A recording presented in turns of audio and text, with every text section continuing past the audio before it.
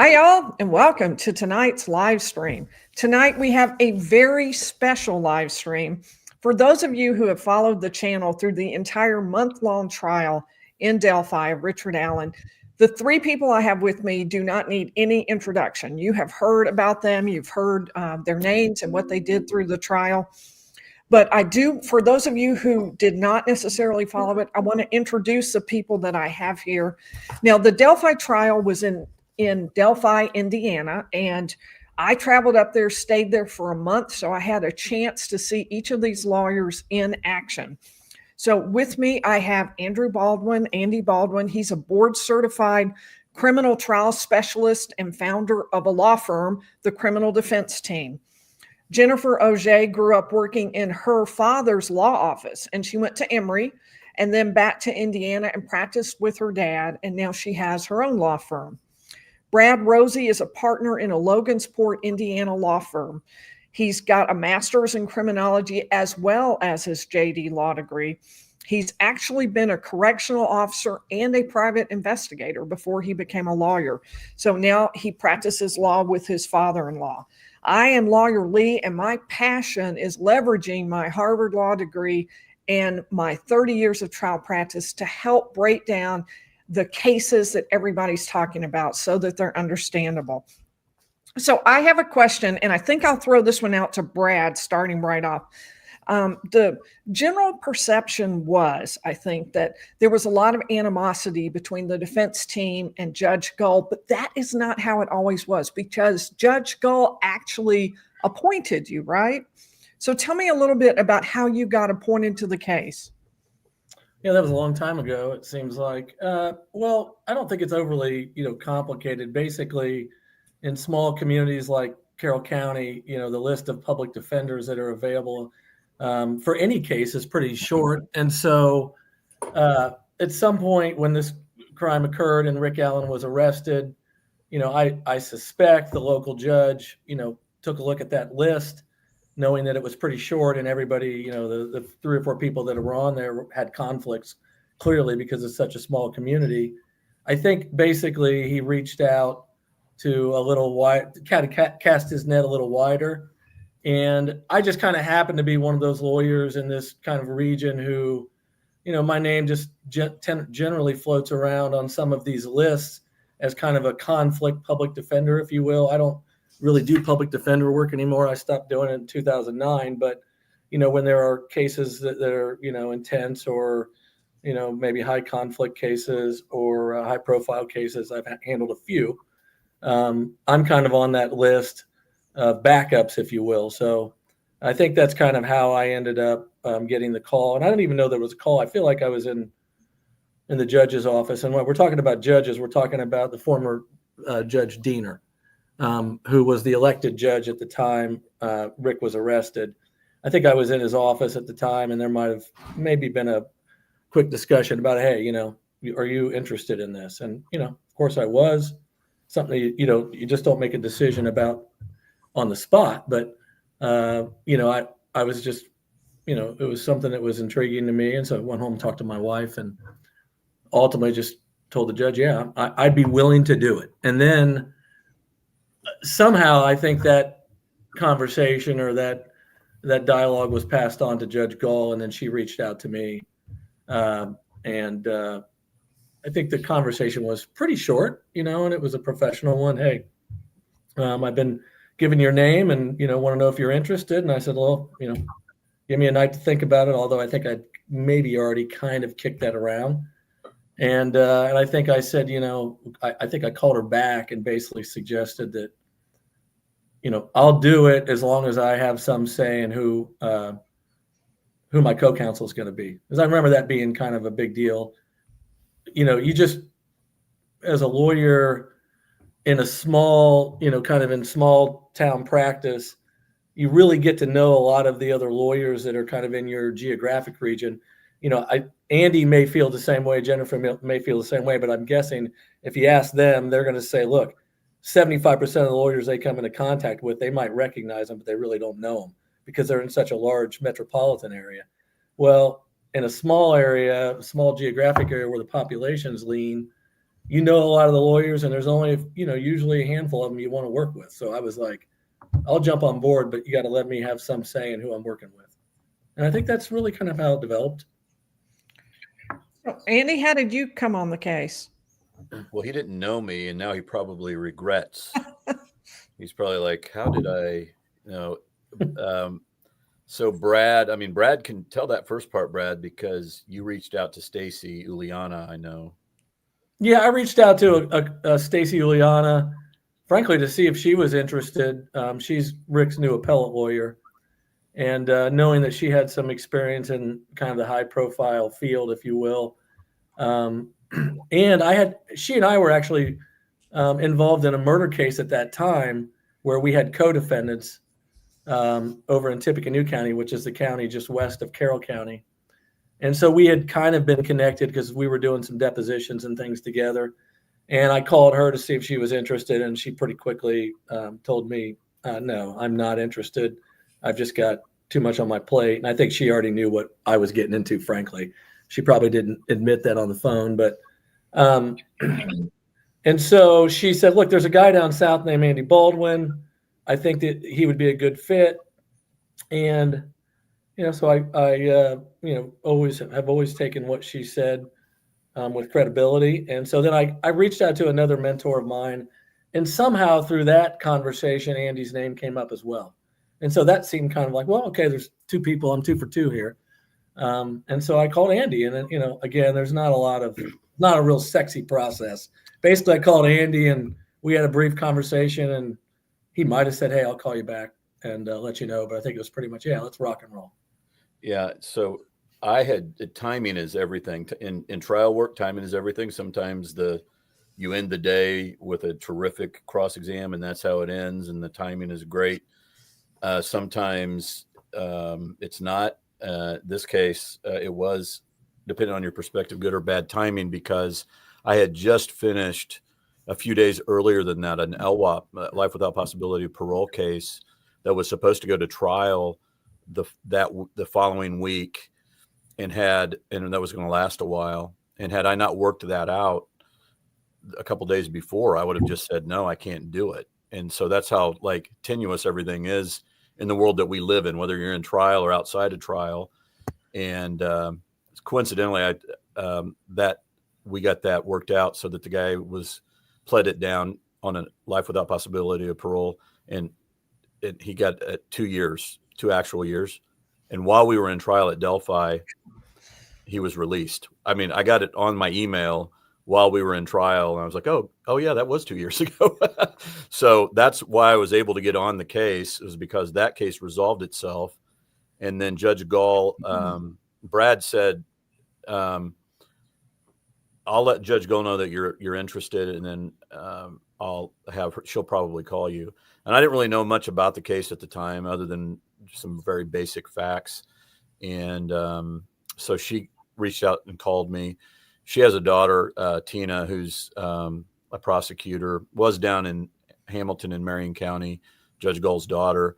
Very much liked her, very good prosecutor. And so we were able to talk about that. And I think Tina probably told Judge Gall about me. And then, she vetted me a little bit to make sure that I think she probably indicated this is going to be a high profile case and so forth. And would I be up for it? And I said, yeah. And that's how I got involved. And Jennifer, what about you? I really didn't. I knew that 2 girls had been murdered in Delphi, and I knew that my very wonderful and very conservative sister thought that they had the wrong guy, and that was all of my knowledge. And we have a great bar association here in Johnson County.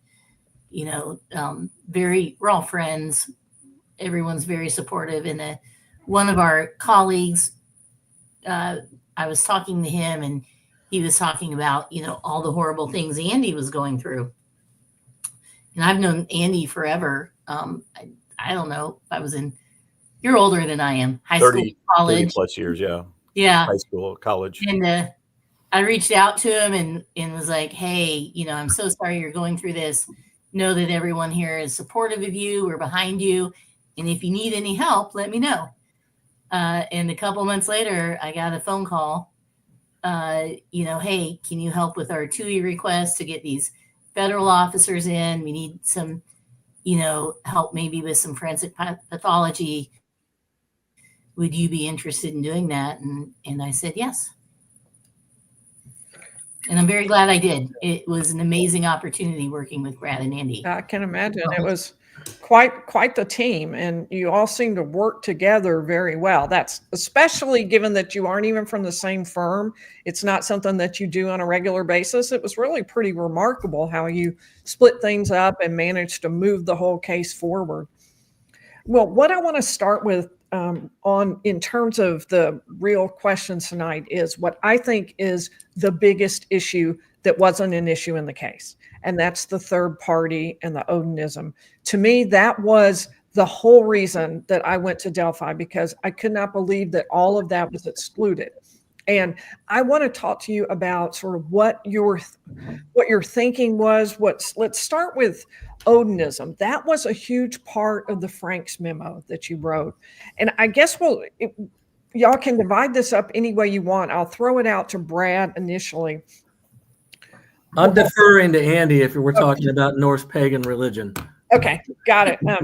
So Andy, yes. Tell us a little bit about how the issue of Odinism first arose, because it did not come from you, right? No, not at all. So it was in March of 2023. What I'll say, my law partners basically around that time just came to me and said, we just want you focused on Delphi. We just want you. And I'm now seeing these things that come up. I didn't see that in my last one. Huge respect. I want to say huge respect to my law partners, because they put up with a lot, and they're just Kathy Perry, Max Wiley, and Kelly Pyle. They just came to me and said, you exclusively work on Delphi. And that's what I did. And so they took care of the rest of the law firm and the clients and stuff. And they're awesome trial lawyers. So our clients were in great hands, and I felt good about it, And so basically we would print off, we would get these hard drives, and Matt Hoffman there is an old high school friend of mine. And Matt had reached out to me after our November 22nd hearing, and he saw a funny sketch of me where I looked kind of Asian on a courtroom sketch. And he's a real funny guy, and he sent me a real funny email. And I hadn't talked to him in years. He said, hey, if you needed any help, he was a former fire chief in Carmel, Indiana. And he said, if you need any help, I'm retired. And I reached out very quickly, and I said, I don't know what I'm getting myself into. I may need you to help me, get things together, And we started getting all those tons of evidence in, and he started just like giving me stacks of stuff, because he didn't know what necessarily was important. He might go through it, but I'm talking about stacks of papers. I still haven't billed Carroll County for ruining one of our copy machines probably, but I don't like looking on the computer. I like paper. So I was looking through paper, and it was painstaking, because you don't know what's important on any single piece of paper. It could be a word, it could be a letter, it could be a sentence.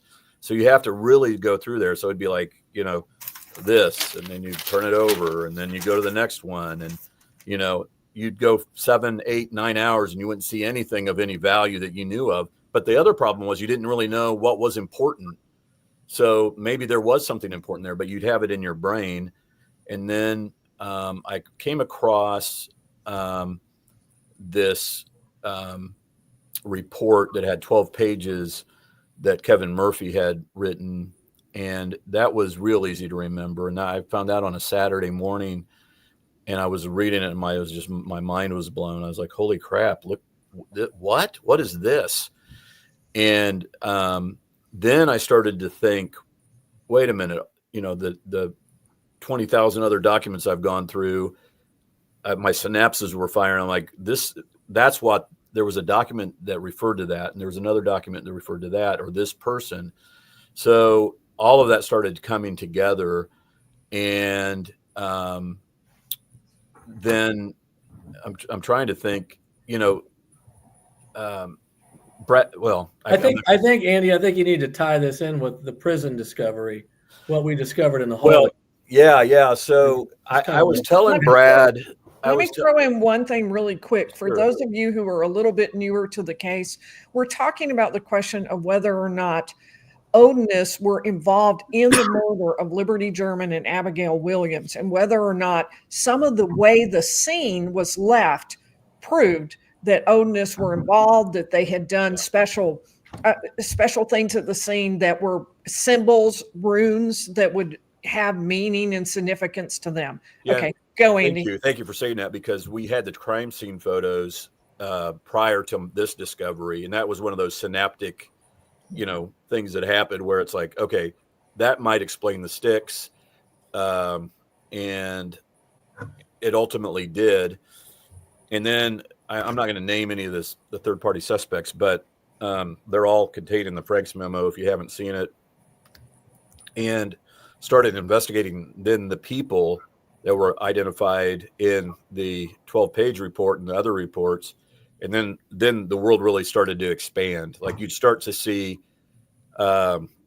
social media exhibits or things that were on the suspect's social medias that mimicked the crime scene in different ways. And that crime scene was known by nobody. Like, it was really kept tight. So how did this person know?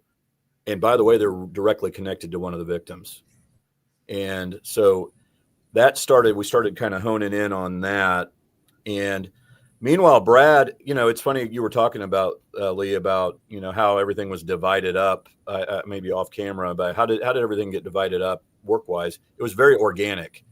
Brad ultimately ended up with the real hard work of dealing with the watching all the prison videos, which was just emotionally, had to be just terrible and troubling, and also the ballistics. And that was just a ton of work.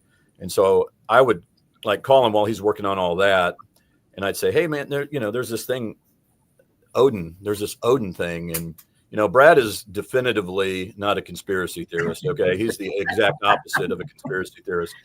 So I appreciated, he and I had to do a little dance for the first few months. Like, it'd be like, hey, I'm thinking about filing this motion. What do you think? I don't know. What do you think? And so we would be like, and then finally, I think one of us said, if we think that it's right, we know we're good lawyers. Let's just file it, make sure, unless it's very controversial, the Frank's memo being one of those things, let's make sure that I get to see that before you file it, Andy. But otherwise, let's, trust our instincts and each other. And so that happened, fairly early on. It's just part of the romance of getting to know one another, if you will. And we have no more romance, by the way. We know each other pretty well by now. And so he was not really buying the Odin stuff, but he was appeasing me, because he knew I was kind of passionate about it. Then this is totally true. I mean, and I don't know if Brad remembers this. On April the 3rd, which was a Monday, we had driven to see Rick, and that was a few hours after he started, the so-called confessions. It was right after he had gone, mad, and we were waiting for the Rick to be brought to us, and they had taken us to a weird place that we had never been to. So already things were a little bit different. We had usually gone to this one room with a long conference room table. I think it was the captain's office, and they put us in this kind of smaller area. And they said, we were waiting for them to bring Rick to us. And I said, what kind of the down comment while we're waiting, I said, Brad, I'm telling you, man, this Odin stuff is really, there's so much stuff there. And he's like, yeah. And again, I think trying to appease me to some degree, but maybe sparked a little bit of interest. Then when they brought Rick, I looked at the guards and I saw the "In Odin We Trust" patches on each of them, and the triangles, that interlocking triangles, that is one of their, signs. And I was like, am I really seeing that? And I remember I whispered to Brad, I don't know if he remembers it this way. You've got to look at their patches. You've got to look at their patches. And I had a camera with me, and I was like trying to videotape it because I figured that, you know, nobody would believe us, you know, and I did capture that on video. And we, you know, Brad, we walked down to the captain, and I was like in a total freak out mode. Like, what are we going to do about this? Well, while we were there, so yeah, I had just told Brad about Odinism. I'm like, and then there it was. So, and Brad and I wanted to go. Rick was in such a bad way. We wanted to go see his cell, and we wanted him to talk to his wife, and because he was really, you know, thought she was in danger. He was very incoherent, and it was really sad and upsetting. And then Brad went down, and he just, because in classic Brad fashion, he basically said to the captain, "What the hell are those guys doing wearing Odin patches?" You know, now he didn't say it exactly that way, but he's like, "What's going on with these patches? Why are they wearing them?" And the captain was like, I don't know what you're talking about, you know? And then I scrambled to go get one of the guys on video to make sure that I had him. I wasn't sure I got the patch. So I was in there talking to him, and I said, what does that Odin patch mean? And he said, "Oh, Odin is a Norse pagan deity." And then he looked at me kind of crappy, and I was like, "Okay, fine." And then I left. And that's how, you know, that's a kind of the long and the short of the Odin, that part of it, at least. Well, Brad, as a skeptic, what was your thought when you actually see the Odinist patches? Yeah, I think, you know, it's just one of those things that, because it's just so far out of line with kind of what goes on a day-to-day basis in our law practice, that it's really hard to kind of wrap your arms around those things. I will say this, I do remember going back shortly after that and really doing some research on the prison system and looking at some of these white supremacist groups, because now I'm more interested in why this coincidence exists. And, you know, I learned pretty quickly. I remember reading some articles from the Southern Poverty Law Center or something, you know, about Norse paganism and how they were recognized in the system. And I'm thinking, wait a minute, you know, it's one thing to just have a patch on your chest and claim that, you know, you worship this, you know, this Viking or this god or, you know, whatever. But it's another thing to do that, to have those in a place where that kind of stuff is prohibited, right? You know, in the prison systems, you can't walk around with brown pride, you know, tattoos. You know, the guards can't have that kind of stuff. You just can't do that stuff in the prison system, because obviously, because you're in a prison system, you're always concerned about those people and the gangs and all that, you know, that whole environment. I'm like, wait a minute. It's one thing for them just to have this on their patches, but it's another thing to have it in a prison where it's really strictly prohibited. And so that struck me as really odd. Like, why is somebody not policing this? They police it with the inmates. Why is a guard getting away with this? And having worked in a prison before, you know, I mean, I worked in a juvenile prison, but it was a maximum security prison. We had kids in there that murdered other kids, you know, other people. I mean, it was a serious place. That kind of stuff was just not part of the policy. You know what I mean? And so that's when I really started becoming, you know, I was more convinced at that point that maybe there's more validity to this. So, you know, then the train starts moving down the tracks, right? Then comes Todd Click. And what, an 85-page report, was it, Andy? Yep. That report is what sealed the deal for me, because when you have a police officer hire a lawyer, send a letter to a prosecutor, certified mail, and you know the prosecutor received it, and it had an 85-page report, and if I remember, it might have been in that report where there was a 2 or 3 page synopsis of what Click, Ferenczi, and Murphy believed actually happened. And Andy, I might be, right, but I mean, it wasn't just an 85-page report. There was a 2 or 3 pages of that was a summary of kind of their view of what actually occurred over the course of a 24 or 36-hour period. And then I read that and I was just like, I realized how much time and energy had gone into this. And then I was, Andy, I mean, I was like, this is crazy. I remember the phone call, Brad. I had been out walking and trying to get rid of some energy. And Brad called and he said, I just got back to the office. He said, you may want to have a seat. You're not going to believe what I just got. And then he started telling it to me. And I was like, holy crap. So, yeah. Yeah. So, I mean, for me, just because I don't have a creative mind, those things take time and I need proof. I'm just one of those guys like, give me proof, and that's not always my best trait, but that's just part of my DNA. Yeah, actually, for me, when I first read the brief that related to the guards, and I think you were asking for a transfer, I thought, oh, come on, the guards cannot possibly be Odinists and tied into all this. And then the prosecution admitted it. I was like, okay, if there's even a small grain of truth in this, this is really important and people need to be paying attention to it. That was what sort of caught my attention when that was actually proven. I thought, wow, I no longer know what to believe. I am open to anything. Jennifer, kind of how was it for you? Was it similar? Well, I read Andy's Frank's memo, was one of the first things I did. And, like everyone else, there's a murderous group of Odinists running around Indiana.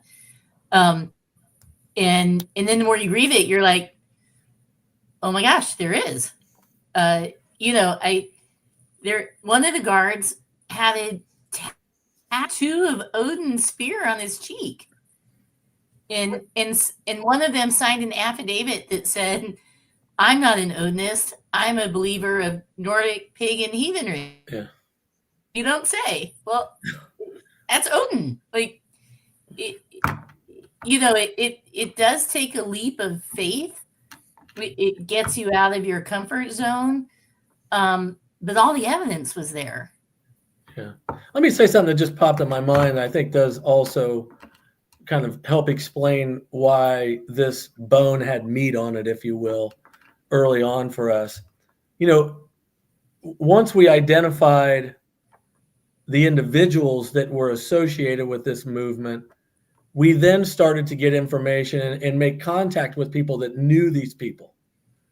And, we were meeting with people, having, essentially interviewing witnesses that were very close to these people. And those witnesses were telling us about things these people were involved with. And some of the things you could cross-reference on our case management system because there was a charge filed, that might have been associated with the person. Other things, some of the things that are, they're the truth because you talk to a lot of people in the course of your practice and you just can ferret that out. Some of it was embellished, but very quickly, I think Andy and I learned that this group of people that we were focused on and that the police had offered up through the discovery really were some really bad people doing some really bad things in this area. And those bad things were occurring before, during, and after these two girls were murdered. And so all of a sudden now you've got there's some genuineness to it all because I just talked to a woman who told me she was at location A with this guy, and this is what they did to another woman. And we hear those things a lot in our business, but I think most of us, because we've been around, are pretty good at ferreting out which stories are legitimate and genuine and authentic and which ones aren't. And that's kind of how this evolution of the Odinist theme occurred, Yeah, and it's also important to note that it wasn't just that we had never, ever seen these two guards, at least that I remember, before April the 3rd. They were taking Rick back and forth, and they had a video camera videotaping, and that had never occurred before. So it was all just weird. And then we started getting videotaped ourselves while we were trying to have meaningful communication with our client. They would not let us have a meaningful communication with our client unless they were videotaping us from behind, facing Richard Allen's mouth, so that they could videotape him and presumably, kind of try to hear what he was saying. They might have been able to hear through the glass anyway, but they were very close. And, these are guys with the camera were the Odinists, and with the Odin patches. So by the way, that's just not normal. Okay. That's weird. That's bizarre. We'd all talk about, what are we in a movie? Is this really happening? Yeah. This cannot be true. And this can't be real. And, but it was, and they don't teach you in law school, how to deal with a client where there's suspects that are Odinists and your client's being guarded by Odinists in a prison that he ought not to be in. That is an unusual circumstance. I feel sometimes I'm just like, how can we not invest our time and effort into this? How can we not do that? We would look like a bunch of idiots if we just brushed it all off as coincidence. You know what I mean? Like, that really bothered me at some point. I'm like, what do you want me to do? Just ignore this?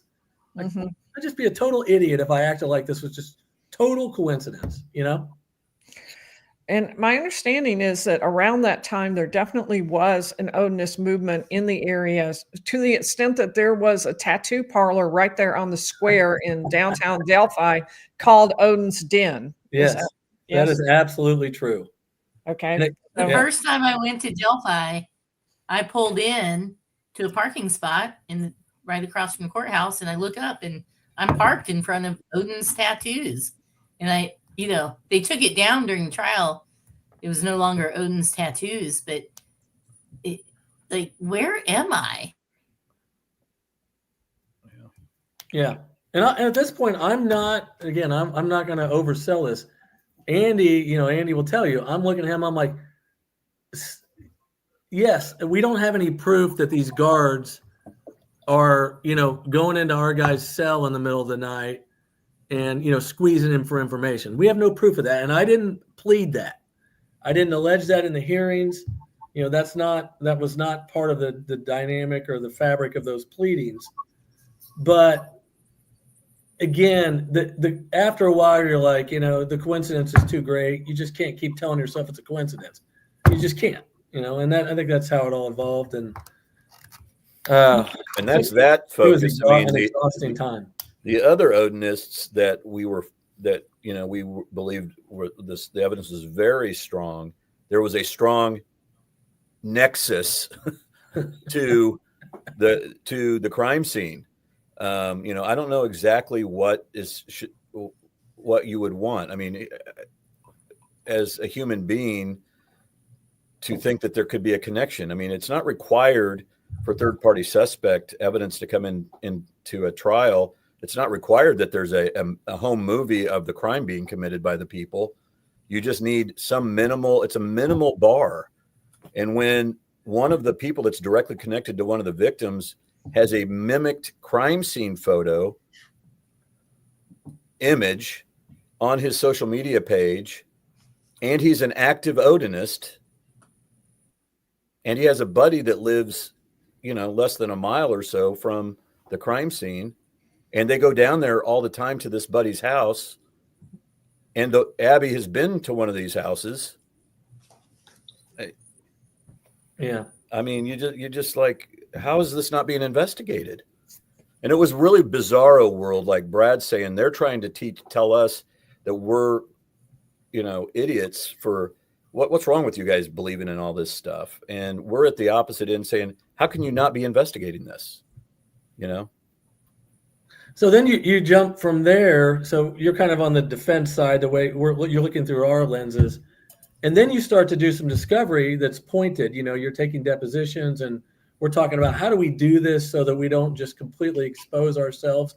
Or how do we do this so that it doesn't look like, we're putting all our eggs in one basket, or, there's strategy involved in that stuff. So we're taking depositions. And then in the course of that, you start discovering that their people thought these were legitimate, not just on paper, but we're hearing now officers testify to the legitimacy of this stuff in depositions. And so, you start layering on the credibility of this, the prospect that this could have happened to these girls. And, that's how the deposition started unfolding. And so then you're just it's kind of like a steam train. Now you're moving forward. And, frankly, Andy was driving the train and I was a little bit just along for the ride because, again, we were delegating, but I was taking depositions for sure with him. And, Officer A gets up on the stand or comes into the deposition and says, yeah, we spent hundreds of hours investigating this. And we took this body of work to Unified Command and said, look, you need to put more men, more resources down here in Rushville or wherever, because this stuff has legitimacy. And they basically were shrugged off. And so, we've got kind of the defense's discovery and our experiences, and then you start layering on the state and you're hearing it from the officers themselves. And then comes the professor, right? You hear from Professor Turco from Purdue, and you hear you take his deposition and you realize he put some legitimacy to all this. And then it's just, and then it's like, wait a minute, this is a defense. This is a bona fide third-party defense. That's what it is.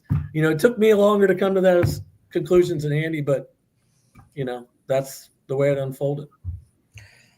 It was a bona fide defense. I completely agree with that, but it was one that wasn't actually allowed into evidence, and it was not one that the jury heard. Let's talk about, you talked about the person who had this connection. You were talking about Brad Holder and, of course, the connection with Patrick Westphal that was covered in your Frank's memo. And my guess from the fact that you sort of led with that, talked the most about it, was that was maybe one of your lead pieces of evidence as far as what you thought was provable at trial. Is that kind of, tell me a little bit about the Brad Holder, Patrick Westphal, and sort of what your thinking was as far as evidence that you were going to be able to put in. Oh my, I wish I had the Frank's memo with me and all the exhibits. I've been not naming these people because I don't want them to be, I don't know how that all, you think a lawyer would know what could happen, but BH or whatever. So a lot of it related to him was what was on his social media page. It starts with the linkage that this person's son dated Abby Williams and was the last person, presumably, that Abby Williams was dating. So that it starts with that. So now you have a connection. Then you start looking at the time, the social media on his. We did get ultimately we didn't get social media, I don't think, from the state. This was something maybe from internet sleuths that we got some of that stuff from. Hey, this was on Brad Holder's Facebook page, and this was on his Facebook page, and there would be like sticks that were formed in an F on the ground, and there. I can't even think of everything. There was weird. The most compelling thing was, there's so much that was compelling. I don't even know how to narrow it, but there was a ton of stuff on the social media. The one thing that we did not get in discovery, in terms of, we didn't get a photo of this mocked crime scene photo. And I want to talk about that for a second, because I find it to be very important. So it was on a Saturday morning, and I'm reviewing some documents, and I see this from a trooper, Ryan Winters. He had drafted a report, and in it he says, "Hey, I'm Trooper Ryan Winters. Tonight I got a phone call from a guy named Ryan Boucher down in Georgia, and Ryan says that you should look at this guy's social media page. His son dated Abby Williams, and it's got a bunch of weird stuff on there. And this guy, by the way, Ryan Boucher, would not have knowledge of the crime scene. Okay, so that's important to know." And he says, there's this, and I don't have the exact verbiage, but there's a lot of weird images on there, including an image of two girls on the ground with sticks on them. And I'm like, now what is that? That's that's a mind blower right there, because that, for those that don't know, the girls were on the ground with sticks formed, in our opinion, in the shape of runes. RUNES. Runes are the kind of the alphabet, if you will, of Norse paganists. And so when I saw that, I was like blown away. Like, is it possible that this person actually had on his Facebook page photos that mimicked the crime scene? And the guy, I think what Winters had said is basically, I've seen the crime scene and these are similar to it, but it's not the exact crime scene.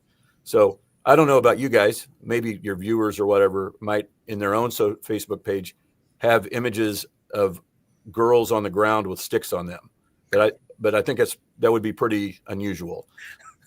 Now, if you are the father of the boyfriend of one of the deceased, that kind of makes it a little bit more meaningful. Yet we didn't have the mimicked crime scene in any of the evidence. Now, to be fair, the evidence, it could have been there and we didn't see it. I later found out that it wasn't there because we had so much evidence to contend with. I and Brad had to make a decision at that point in time. Do I go to McClelland or Holman or whoever and say, hey, or Mullen, and say, there's a crime scene or a mimicked photo of two girls on a ground with sticks on them that seems important. We don't have it. Do you guys have it? But instead, we chose to locate Ryan Boucher because I just frankly didn't trust anybody. I didn't want them to know, because at that point in time, we were not letting them know that we knew about the Odin stuff. That was super important. They didn't know that we knew until August the 10th, a Friday of 2023. And that was the time that Jerry Holman found out. So up until then, we're trying to hide the fact, because if they're all lying about it and there's something weird going on, like a cover up or something like that, we didn't want them to know so they could further cover things up if that's what was going on. So instead, I think it was around July the 28th or something, I, Matt Hoffman and Max Baker drove down to Georgia for a little guys retreat to meet Brian Boucher and then see if he had the goods. Did he have this photo image on his, because we called him and he was unwilling to release it via the internet. So that's why we had to drive down there. And I said, if it is what you're claiming that it was, then I want to have that. And he said, well, come on down to Georgia. So we did. And I looked at it and yep, it was as advertised. But now you got the problem of, are they going to say that's not what we got from Ryan Boucher back in April of 2017? Because that's when all that communication was happening with Boucher. Boucher talking to Trooper Winters was in 2017. And so this was several years later, of course, and Boucher still had it on his computer. So we drove it back up, and it's two girls on the ground. One is positioned like Libby was positioned, and they have branches, and it's not the branches are not an exact match, but the Libby's pose was on one of the girls. And now I'm concerned that about admissibility. So we brought Holman was the first person I believe to see them, and he just acted like they weren't a big deal. Then I knew that a guy named Roland. Well, we brought in Ryan Winters and we deposed him. So right now, what I'm talking about is authenticating these things, because I'm worried about getting them into trial. And what I'm worried about is that they're going to say, yeah, that was never on Brad Holder's Facebook page. And so I brought in Winters, and Winters kind of did well, I don't really remember if it's that. And I'm like, well, wait a minute. You're the one that you had the photos, right? Yeah. Where are they? We never received them. Well, I don't know that we can find them. We can't find them. I said, what do you mean you can't find them? Well, we can't. There's a lady here and she left and she may know something about it. I'm like, well, this is a pretty big deal, Well, that's how that went. Well, then thankfully a guy named Roland Purdy, a trooper, came in, and he, for a short period of time in April of 2017, he investigated, this guy, and I presented this mimicked crime scene photo to him, and I said, did you ever see this? And he said, yes, I saw it on Holder's Facebook page. And I said, oh, okay. So you saw this. Yeah. Well, that's a pretty big deal. Why did you not do anything? He said, it was kind of old. It had been on there since like 2012, 2013. And I said, well, what does that matter? You know? And he didn't really have an answer to that. And so then I just want to say that, so that at that point in time, it should be authenticated, right? I mean, this investigator saw it on this social media page. Then on the July 30th hearing, trying to get this admitted into evidence, we put, it was on a motion to dismiss, but we put Purdy back on the stand and asked him the same question. Was this on his Facebook page back in 2017? Yes, it was. And this is just one of these things that causes people to have distrust, what I'm about to tell you. 3 days later, we're having these big hearings, really instrumental hearings about whether or not this evidence is going to come into play, whether we're going to have third-party suspect evidence.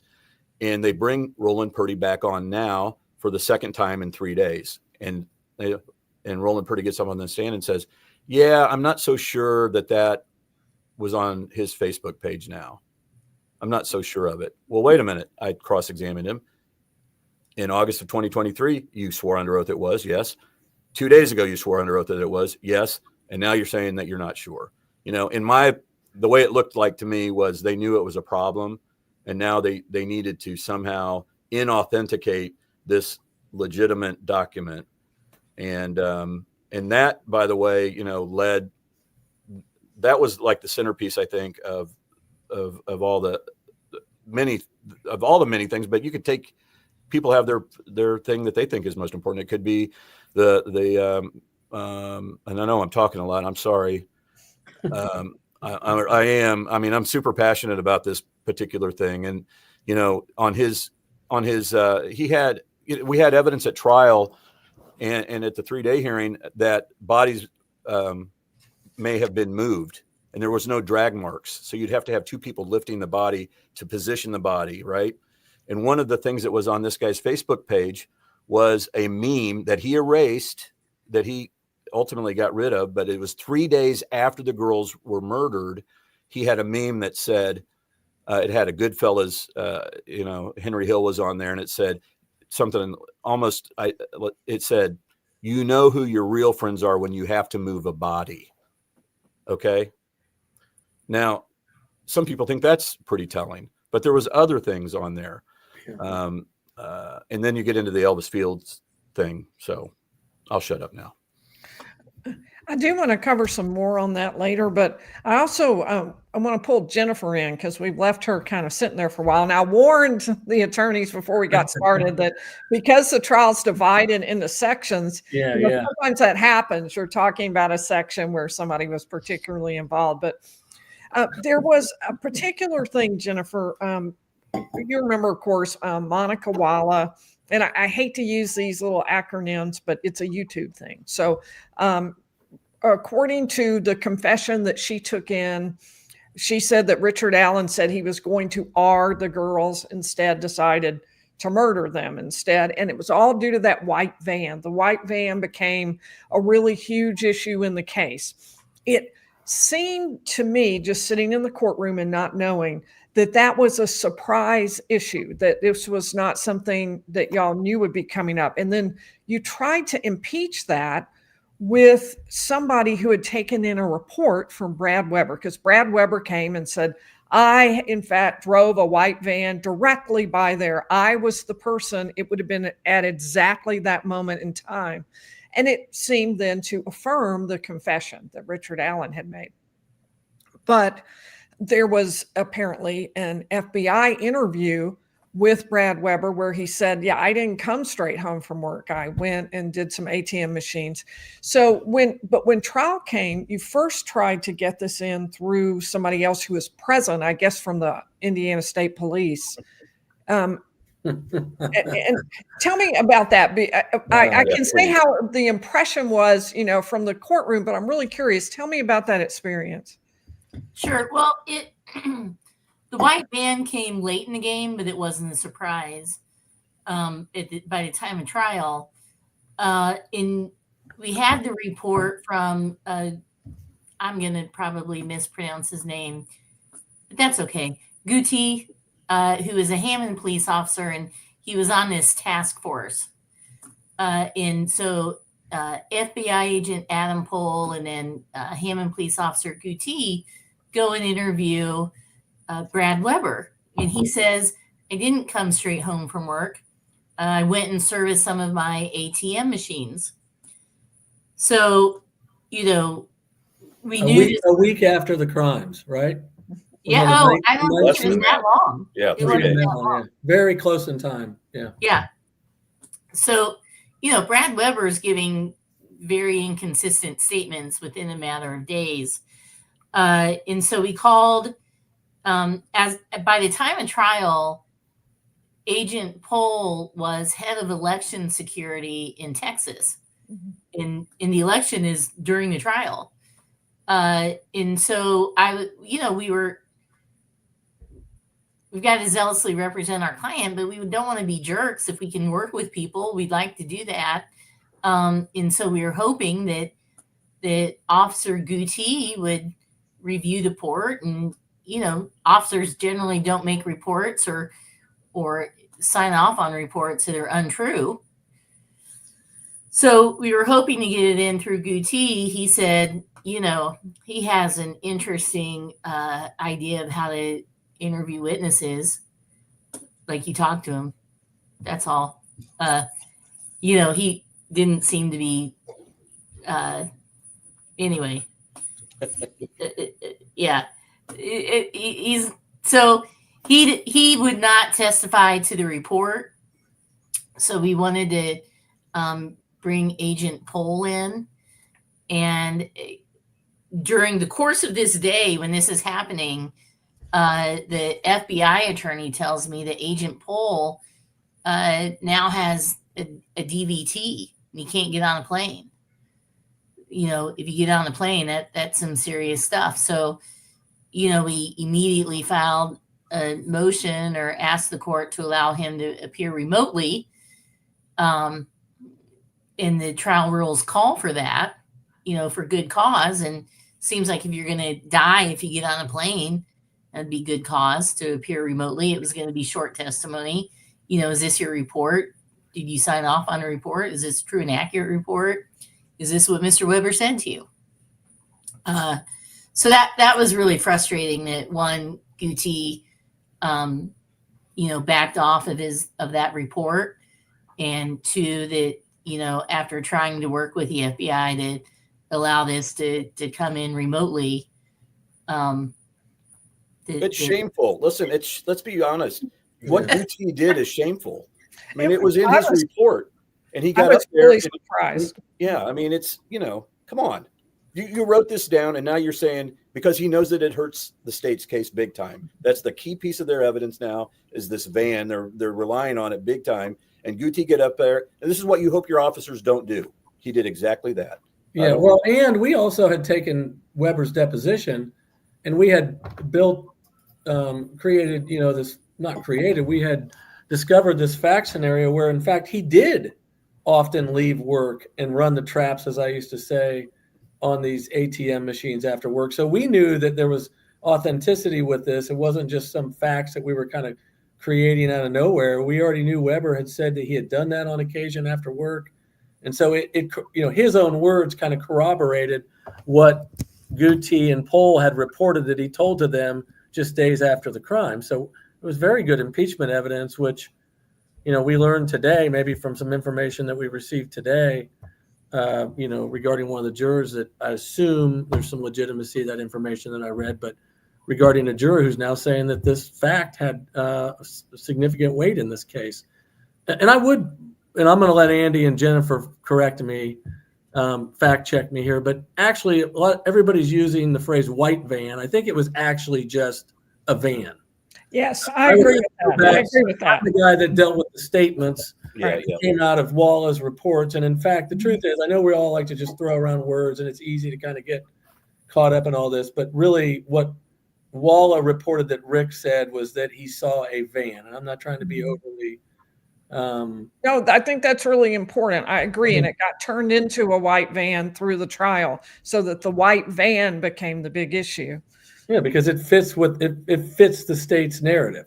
If it's a white van, and I just think that's it's a good example of how psychology can kind of take over a case, whether it be a witness or an officer, that's investigating. I mean, just things like that. Just they all of a sudden they become, there's a life that exists with all that, and that's not true. The statement that was in black and white was that he said he saw a van. That's what it said. Yeah. And can we talk about for a minute the statement that, the only incriminating statement that has any detail to it whatsoever comes from Monica Walla. So, Rick Allen in a cage, one of the rare times he's not videotaped, audio taped, allegedly says this to her. She writes it down on some paper, and point later, allegedly writes it down. Allegedly. And some point later, we have no idea when, if it was that day, another day, puts it into the EMR, the electronic medical record, and then shreds her notes. And so, did Rick recount this story at all?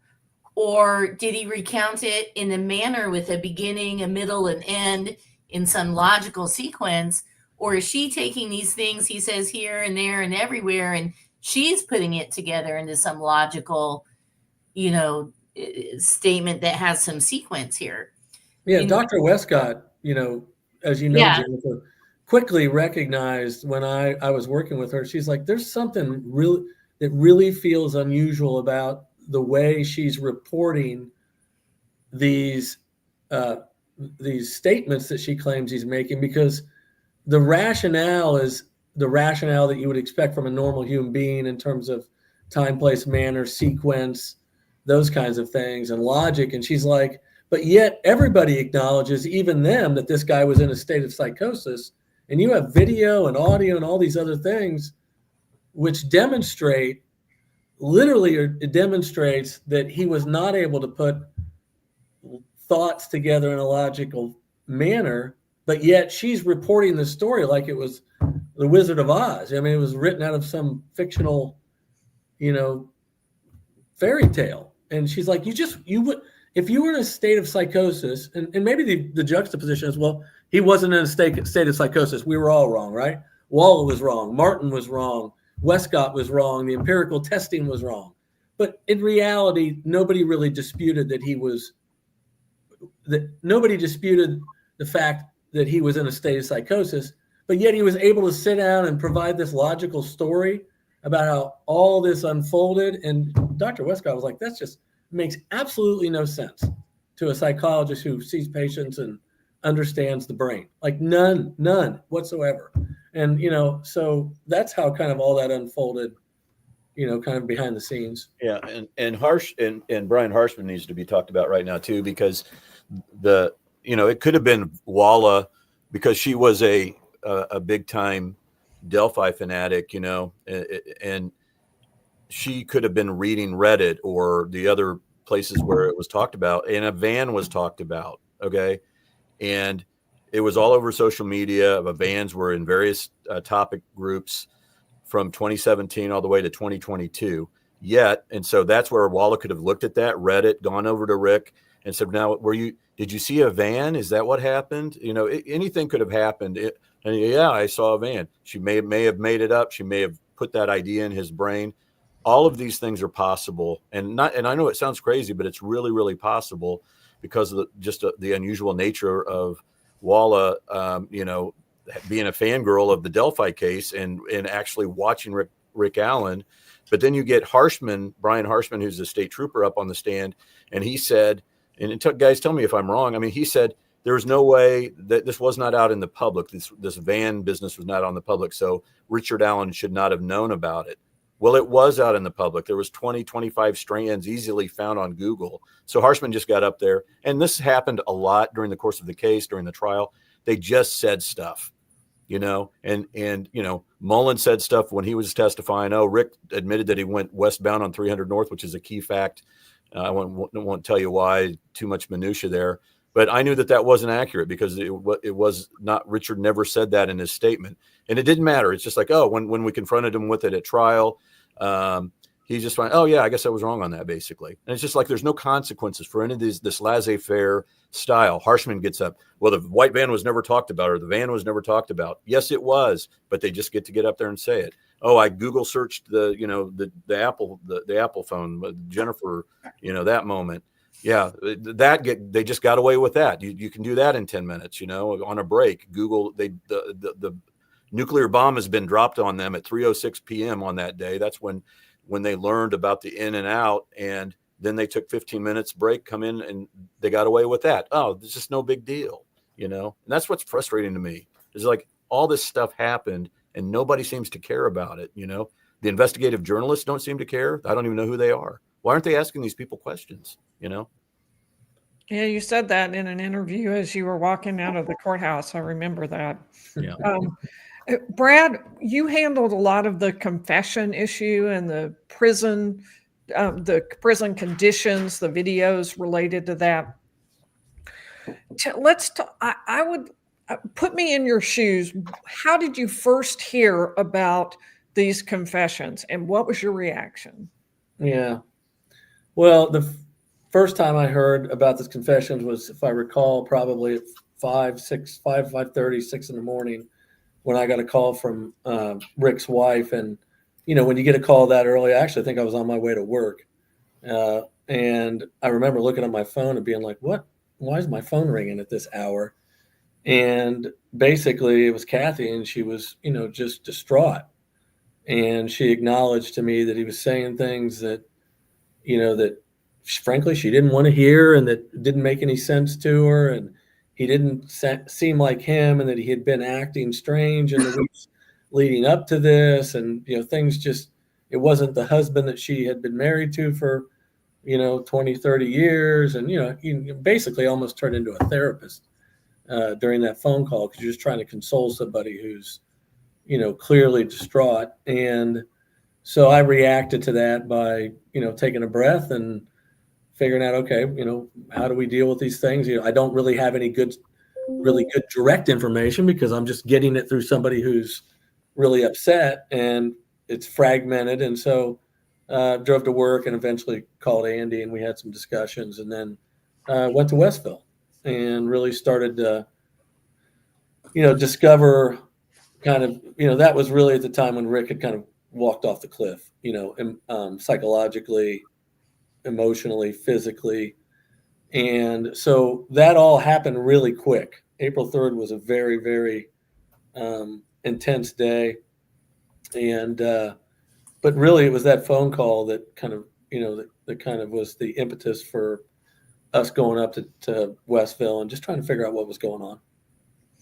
And you adopted the approach of talking about the situation he was in at the time, and documented that with some of the video that they themselves took right there in the prison. So that's really an unusual, I've never seen that done before. Tell me about how you came up with that approach, how that happened. Well, I think that just like any circumstance that's new or unusual to any lawyer, I mean, you got to educate yourself about what's going on to try and understand why this phenomena is occurring. That, there's different explanations. One of them is, of course, that it's the truth, and he's just, he's distraught, or he's ready to quit, and he just wants it to be over, and so he starts spewing all these, these incriminating statements. Another one is that he's being pressured by someone directly. Another one is that he's being pressured by a circumstance or his environment. He's placed in duress. And so you just start intellectually, kind of brainstorming these circumstances. And then you call people that you trust. And like I've said before, we all have resources, and you have conversations with those people, especially people that are in the medical field, the psychological field. And then all of a sudden you're like, okay, there's a lot of explanations for why somebody would do these things, say these kinds of things when they're not true. And if, as we're sitting here today, the one thing that your viewers need to understand is that if you don't believe that false confessions exist in this world, I'm fine with that. And I'm not going to feel any differently about you as a human.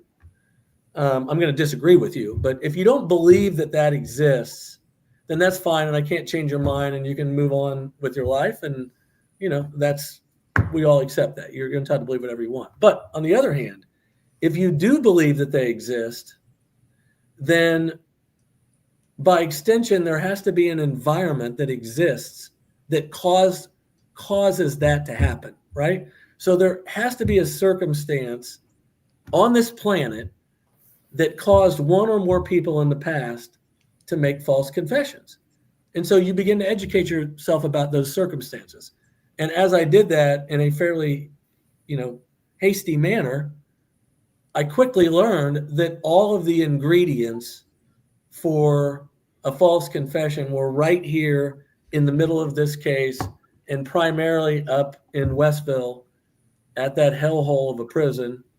The one that they've, of course, the government's decided to tear down. And if you drove up there today, you would see the brand new prison that they're building right next door, because everybody that's there knows it's a hellhole and it's not an adequate place, even at a minimum, the bare minimum standard to maintain an offender, someone who's guilty, by the way.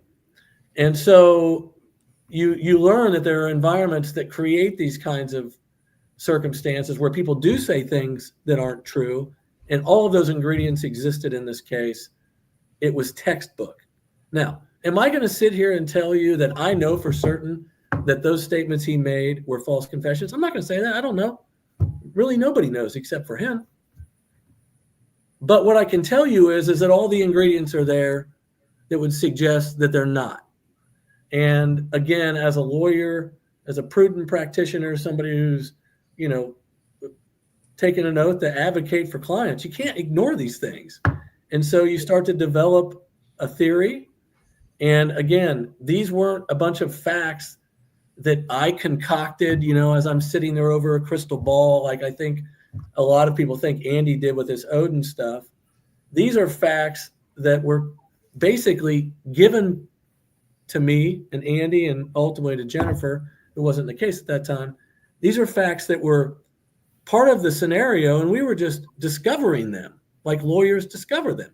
You take this warden statement and you find out that this guy had been working in the prison system for 25 plus years, and not one time in his entire career was he ever familiar with a pretrial detainee being held at the Westville Correctional Facility, somebody without a criminal history. Not one time in his whole career. And so, ultimately, after doing a bunch of discovery, talking to prison guards, watching video, learning about psychology, comparing Rick's actions in the cell with kind of the textbook things that you see in false confessions, and reading, this is another one, reading a 25 or 30 page judgment from a federal judge in the federal district, Southern District of Indiana from 2008 or 9 or whatever it was, that basically articulated that these were problems in the prison system all the way back in time. And they were found to be responsible for isolating people and creating these conditions. All of a sudden you're like, well, what else am I supposed to believe? Like, there is still the alternative that what he said could be true. But there's a damn good likelihood that it's not, because of all of these circumstances that were created not by us, but by the government. And I'm no freedom fighter, but, I didn't create that. There were affidavits filed with the court orders that were struck. There were people that, put this guy in handcuffs, and they moved him from facility to facility. And they expedited that process, and they stuck him in this place, and they isolated him. I didn't do that. Andy didn't do that. Jennifer didn't do that. Kathy Allen didn't do that. That was the act of the sheriff, the law enforcement, the investigative team prompted all of this. Did they do it with all of this intent from the very beginning? I don't know. But what I do know is that once it was underway, and they were conducting this comprehensive system of surveillance on him, and they were watching him deal with all these circumstances. Not one of those humans ever tried to stop it, knowing it wasn't right. He's back in Westville. Is he in solitary again? I believe he is, but the only reason why I can say that with any confidence is because I'm looking at a case management system, and I can see how it's coded, his incarceration situation or his detention situation, and it seems that he's right back where he started. Mm-hmm. Mm-hmm. But we don't have any contact with him right now, so I don't know. Okay. Nor does his family. Why is that? Well, I think there's been a lot of this kicked around. I think, normally somebody goes to the DOC within a couple of weeks, you're going to have contact as a family member. There's usually a couple week waiting period to get a visitation list and, for all that paperwork to occur within the facility. But in this case, what I'm hearing from the family is they're telling them, the DOC officials are telling them 6 to 8 weeks. And I don't know. I don't know what the explanation is. Could be a legitimate one. I don't know what the hell it would be. How hard is it to pick up a phone and call your wife or your son or your daughter or your best friend from a prison? For Christ's sake, you know what I mean? Let's just be humans here. How hard is that? It's just exhausting. It is. Exhausting. I think the DOC regulations say that once they get to their, landing spot, they're supposed to have access within 2 weeks. Yeah, I mean, I think that's kind of the norm of what I understand to be the norm from dealing with other clients. Our county jail, I believe, is the same. There's a 2-week policy. You get to make a call, day one when you get arrested. But in terms of when you've been convicted and sentenced, if you're doing a 6-month sentence, I think there's about a 2-week waiting period while you include people on your visitation log and all that. So that doesn't strike me as unusual. 6 to 8 weeks, it's negligence is what it is. At least maybe recklessness or intentionality. The prison system is a joke when it comes to the administrative side. Andy and Jennifer and I visit those places often. I love the people that work there, most of them, not all of them. But you go in and most of them are really kind to you. But they're all part of a system where there's a ton of turnover and there's not a lot of continuity. The rules change daily. And I don't have a ton of sympathy for people that have been convicted and are serving crimes. I'm just, I'm kind of a hardliner in some respects. But there's nothing wrong with affording somebody the ability to contact their wife or their child by phone or tablet. It doesn't take 6 to 8 weeks. For Christ's sake, somebody's watching this podcast probably right now near the base camp of Mount Everest. That's where we are technologically as humans. Yeah. But 6 to 8 weeks in the prison system to make a phone call. So do you see this as a conspiracy against Richard Allen, or do you see this as just an administrative issue? You mean with the DOC? Yeah. With his detention circumstances? The entire set of them, not just this moment in time, but the fact that he was kept in solitary, the fact that he had Odinist guards, all of that.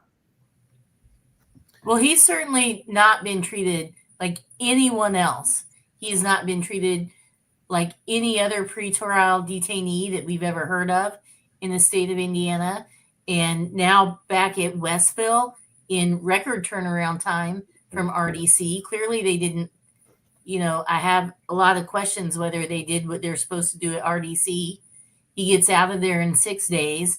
Now, against their own regulations, again, they're telling Kathy it's going to be 6 to 8 weeks before she's going to hear from him. They're consistently treating him like no other pretrial detainee or now inmate in the state. And it's kind of hard to come to a different conclusion. Yeah, well, part of the problem is, we just did an interview with a local news station, and we were talking about, I was getting on my high horse about being videotaped, Brad and I being videotaped while we're trying to have meaningful conversation with our client. And it's just that it's insane and how crazy it is, and the Odinist patches, and then these other things that we're talking about. And I looked at the journalist sitting across from me interviewing us, and I said, have you bothered, for example, to reach out to the superintendent of the Department of Corrections in Indiana and ask him anything about this? And she's like, yeah. And so what I would say to that guy, and I don't even know what his name is, you're a coward. come out of the woodworks and start answering questions about why this is all happening. You're a coward. You get paid by taxpayers in Indiana to do a job. And there's lots of questions right now that are being raised, and our clients suffered dramatically because of these unanswered questions. And why are we being videotaped? I want answers to that. I want to know why you're allowing Odinist patches on DOC uniforms. Don't be cowardly. Be a man or a woman and get out there and go have a press conference, or stop denying the reporters that are giving you phone calls and saying, hey, can we talk to you? Now look at the carnage now.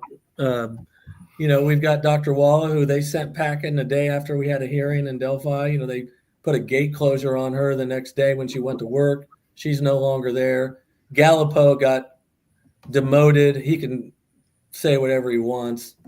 He got demoted. He got moved from a maximum security penitentiary, basically, of 30, I don't know what it is, 2,500 to 3,500 inmates, to a girls' school in LaPorte where there's about 60 teenagers housed. That's where he ended up. And then he got fired after that. Dr. Martin, he's retired somewhere down in Florida.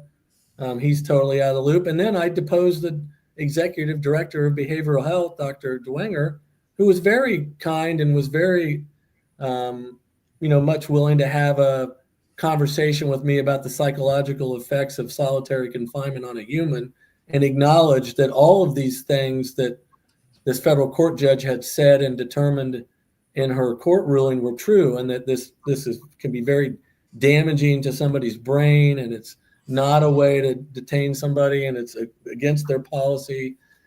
She's gone. She doesn't work there anymore. And I must have asked 5, 6, 7 different people in high positions with the DOC, why was it that he got moved from Westville to Wabash Valley on December 5th, 2024? 23. Was it 23? Sorry. Thank you, Andy. Under the cover of darkness, without notice to anybody. I mean, Jesus. I mean, we were all on their radar at that point, but still, they put him in a car and essentially move in under the cover of darkness, 200 miles south. Hell, it was almost a 4-hour drive for me door to door to go talk to my client with any sense of confidentiality when they moved him. A little closer to Andy at that point, but nobody could tell me who made that decision. Why did that happen? What was the rationale? Nobody. And these are the people that are getting paid, some of them, most of them, 6 digits plus in a public, position, a job, a state-based job where that's a lot of money, for somebody who's working in one of those positions. And nobody could tell me why he was handled the way he was handled during the entire course of his incarceration. I'll say one more thing. Jennifer keeps talking about no pretrial detainees ever been treated like this. No convicted offender in the DOC gets treated like this. Yes, there are people down the hall from Rick who are spending extensive amounts of time in solitary confinement, but they're not under suicide watch a majority of the time. They don't have cameras on them 24 hours a day, an in-cell camera, and they're not, videotaped when they're being moved around the facility. Those people are convicted. And most of the guys that are, that he's his neighbors, if you will, we're talking about, individuals who have been convicted of things like murder, rape, robbery, and they've gone to prison, and then they've killed somebody else while they're there, or they've assaulted a guard, or a doctor or whatever that was treating them. Those are the kinds of people that he's living with. And, his detention circumstances are so unusual and so medieval. And I'm not saying that for effect. I'm just saying that we used to treat humans like this. In 1300 and 1400 and 1500, we treated humans like that, even maybe into the 1600s. And the idea that we're still doing that is exhausting, it's insulting, and frankly, it's sickening. And I'm not, I'm not one of those guys that really honestly to sit here and just try to embellish these things because I'm trying to advocate for a client. It's just, That's what it is. It's the truth. It's torture. If you look at the Mandela rules of the UN conventions, they define anything more than 15 days in solitary as torture. DOC, by its own regulations, you can't keep someone in solitary for more than 30 days. And then they get around that by saying, well, he's here on a safekeeping order, so he's not convicted, so our rules don't apply. So the person who should have more rights, he's innocent according to the federal and state constitution at that time. I had a question about that. Even if he had not been sent to prison, if he had been kept in jail, wouldn't he have been kept in the solitary anyway? Yeah. Because they were arguing that it was for his own safety, right? Yeah, that's a good question. I think it's a valid point, and almost certainly any local sheriff or jail commander that's running one of the jails in Indiana is going to isolate him, at least for a period of time, just because naturally he's got a target on his back. And I respect that, and I would probably want that. But the difference is the conditions in a county jail, in most county jails that I practice in, are far better than the conditions that exist up at Westville. Number two, you're still going to have access to more humans, other inmates around, trustees, things like that. There's just more human interaction. Number three, when you do get out of your cell, when you are able to move around, when there is some freedom offered to you, it's not box shackled, leg shackled, belly chained, and even at times he had hoods on his head, things like that. It doesn't involve all that. And over time, that would break any human down. I'm just telling you, you might be able to put up a deal with that for a day or a week or a month. And if you're a Green Beret and you're tough and you've been trained to be a prisoner of war, maybe 6 months or a year or whatever. But after a while, a normal human is just going to break down. It just psychologically, you can only handle that type of restraint and that type of isolation for so long, and your brain just becomes spaghetti. And that's what the doctors will tell you. What was it that changed? Because you had no confession saying he's innocent. And I thought your decision, by the way, to play that initial interview was a really wise one, because I thought he was very persuasive about how he was not guilty. But okay, you've got not guilty, then you've got confession, and then you've got not guilty again. What changed? He's still in isolation. He's still kept in a cell all by himself. So what's different at that point that causes him to stop confessing? Yeah, that's a good question. So, one of the things that there was some nuance to it, but it is the truth, and it's part of Dr. Wall's medical records is that actually, if you read our medical records, starting in late February, March, and then obviously into April, he was starting to deteriorate. And she was documenting that he just was not acting the same. He was a little bit more removed, a little bit more isolated. And so, there was actually, this didn't happen overnight. I mean, there was a progression of his deterioration. And the one thing that I don't know, and I don't know that anybody knows, is how they were handling his medication regimen, how often they were giving him meds, how often he was eating, whether or not he was refusing meals, whether or not he had contracted any viruses, anything that you could get in the prison system, just because, people get sick there, just like they do anywhere else. All of these things are going on in this environment, in addition to this continued isolation. And your brain, essentially, when you're not stimulated, from the way I understand this from talking to the experts, when you're not stimulated, your brain just essentially starts to harden. It just, the synapse that exist in our brains when we're connecting thought A with thought B just stop. Those things stop, and you become delirious. And so you get into this stage of psychotic delirium, and it doesn't happen overnight. But symptomatically, if you add an external stressor, such as my wife called me this morning and we had a conversation, and she told me she was thinking about, or she was struggling paying the rent. or she was struggling paying the mortgage, or, hey, our daughter's not feeling good. She's pregnant. She might have a miscarriage. When you're isolated and somebody adds an external stressor to you and you're in this, you've got major depressive disorder and all these other things that are already kind of part of your genetic makeup, and then you start adding these external stressors, it only takes one or two little things, and then you literally walk off the cliff. And I think that that's really kind of what occurred here. Is that he went in there with major depressive disorder that he had been treated for his entire life. He was on the doorstep of the prison with that condition, and anxiety disorder and dependent personality disorder. He sat in this facility, and over time he began to deteriorate. Absolutely no stimulation, none whatsoever, other than fighting some of the ants off that he was dealing with, that were fighting for his food and things of that nature. No stimulation. And then eventually you start introducing some external stressors. I haven't seen my wife for months and months and months. I don't see my lawyers often because they're 100 miles away. And it's a pain in the ass to go through this process to get in here. I got a phone call from my mom, and the news today was, hey, your dad's not feeling well. He's sick. It doesn't take much to kind of trip that switch once all of those ingredients are there.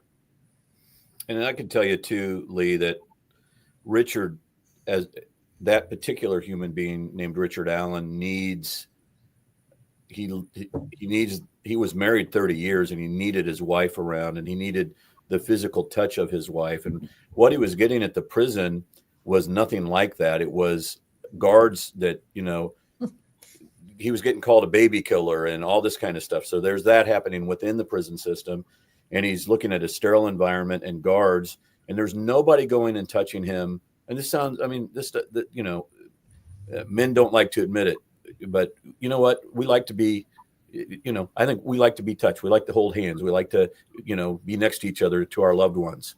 And when you're not having that, and when you've been married for 30 years and you don't get that, that's a problem. And I can tell you an anecdote related to that was when the trial was going on, some of the best moments that we had did not occur in the courtroom, although there were a lot of those. But with Rick particularly, it happened during lunch. That's Ollie. I'm sorry. We got to go down. We had really terrific guards guarding Richard. There were 4 guys, and they were super nice, and they treated Richard like a human being, and we really respected that about them. And we would go down for lunch most days, unless somebody had a big cross or something in the afternoon. We might not go down for lunch, but we'd go down for lunch. And Rick loves Taco Bell for one thing, and he always wanted to have Taco Bell. But the best thing we could do was, what's it called? Mitchell's. Mitchell's was a very unusually named Mexican restaurant. I'll say that. But it had really good, authentic Mexican food. And Rick he was from Delphi, and he knew about it. So we'd go get Mexican or ribs or sandwiches, and we'd go down and talk with him. And that's when he was a human being, because we were just shooting the crap. We were in there talking about our wives, talking about how they snore, or talking about our favorite football player, or how are the Colts doing. And Rick was just beaming, and it wasn't anything. There was no high-minded talk about politics or anything like that. Although we did talk about the election was going on, during that time frame, and maybe we did talk about that a little bit. But he was just drinking a Coke, eating a taco, laughing, telling stories about where he went to work, and then and that meant a lot to us, because we got to see that side of him that we hadn't seen since November of 2022. And what he said to me at the end of one of the lunch sessions was, he said, "Hey, I don't know if you know this, but when you first met me, and that would have been in, I think, late November 2022, I hadn't he had been in solitary for maybe 3 weeks, 4 weeks at that time. And he said, you came up and immediately hugged me. And I didn't remember doing that. But he said that touch meant so much to me, because he hadn't felt that from anybody, from his wife or anybody. And just a simple hug from somebody meant the world to him. So imagine that. That's 3 weeks in, right? And now we're in April. And he's not getting to see anybody. There's nobody that loves him that he gets to see on a regular basis. I mean, other than his lawyers with cameras behind them. Okay. Mm-hmm. So that anecdote might give you a little clue into who this guy is. We are human beings. We need that interaction. I cannot imagine not seeing my wife, on a regular basis. It would drive me crazy. And Brad would be the same way with his wife. And it's, so anyway, and they've been married 30 years. I mean, this guy, no criminal history, 30 years married.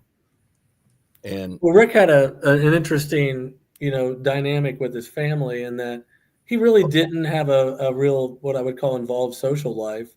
And the doctors and his historical medical records reflected this, that, really he had 3 people in his life that were super important to him. And one was his wife, of course. The other was his daughter, and then the third was his mother. He had a stepfather, really his kind of de facto father, that he also loved dearly. But I mean, the 3 closest people to him, his pillars throughout his life, were women. And he, at times, from what I learned, I kind of did the deep dive into his background, looking at his photo albums, kind of parsing through all those and reading his medical records and talking to his wife and his mother. And what you learned about him is that he really depended on those people when things weren't going well for him. And when I mean not well, he struggled with depression. So there were times in his life, he managed a Walmart. I don't know that people realize, like, Rick Allen has a brain. He is a functioning, competent human being that at one point was running the Walmart over in Kankakee, Illinois, or wherever it was. He was managing a serious, big time business.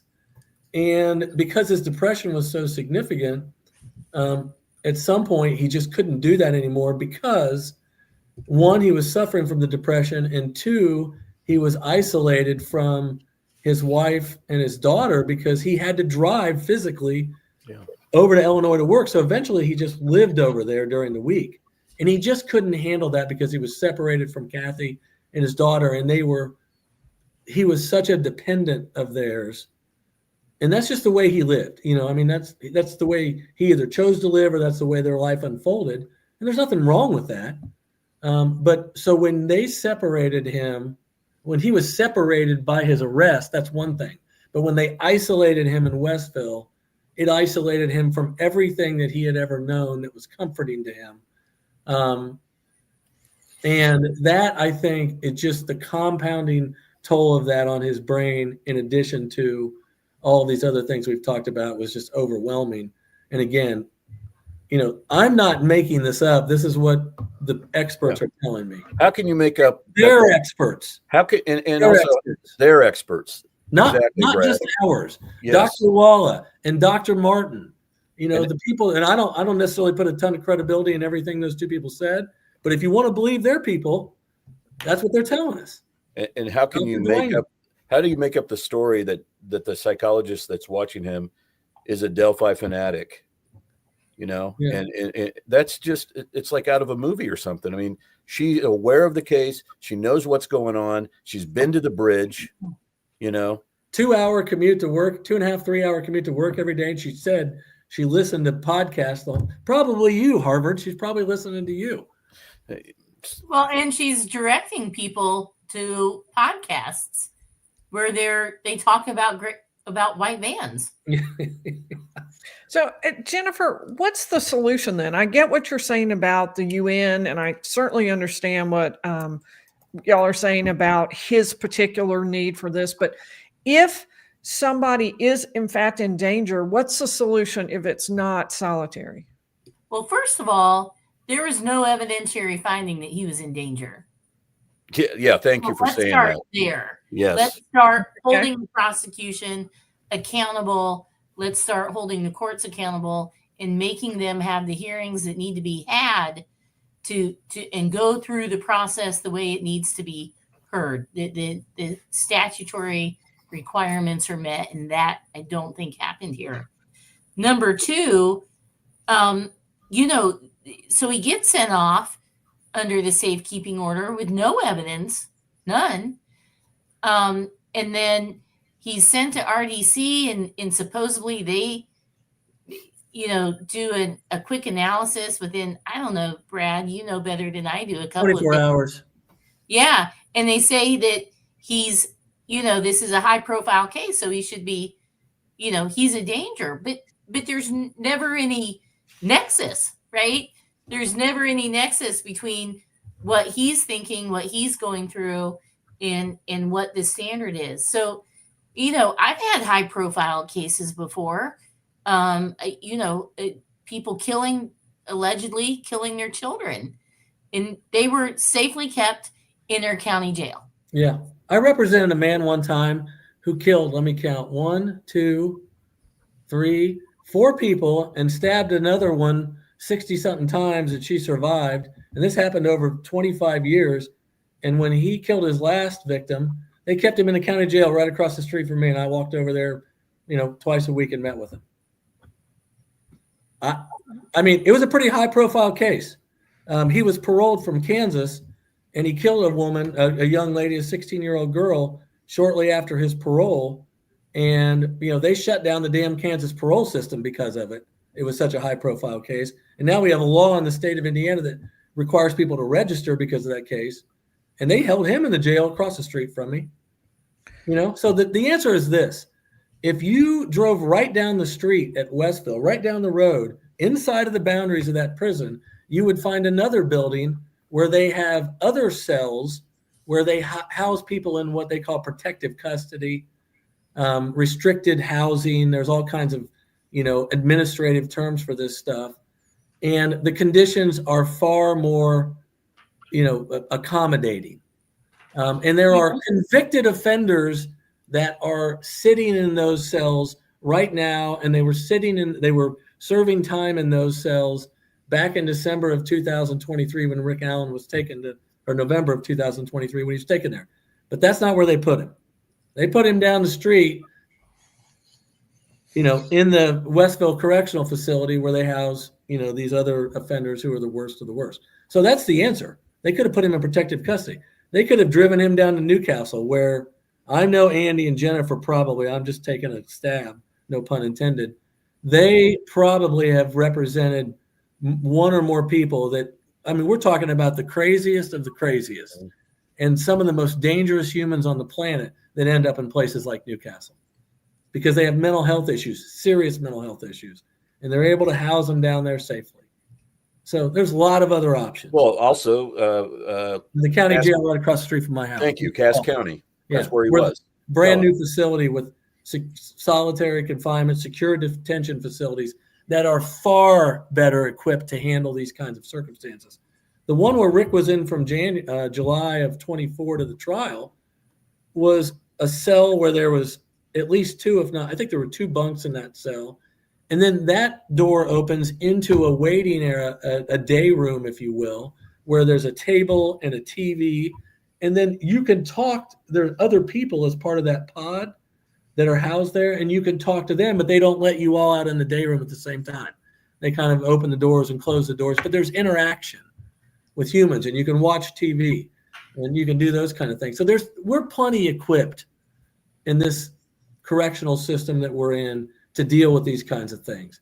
To send him to Alcatraz, you know, to Shawshank, and I'm being a little bit, I'm embellishing a little bit here, but just to make a point, that's ridiculous. It's ridiculous.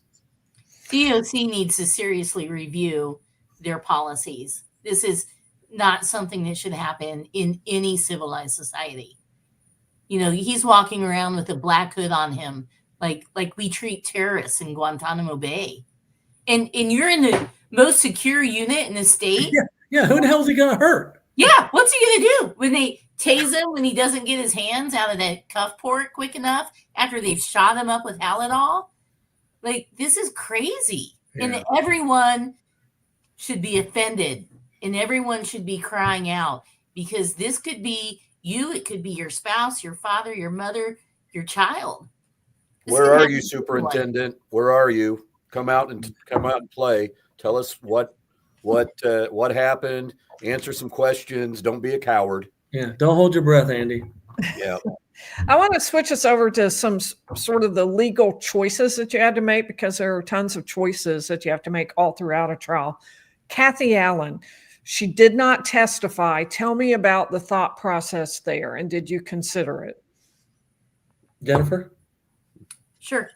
Well, of course we considered it. I mean, I think all that we can really say is there were a lot of things happening behind the scenes that no one knows about, and we were making some decisions, and I think we felt probably that we were in a good spot, in why tender people that aren't necessary when you're in a good spot and you don't have the burden of proof.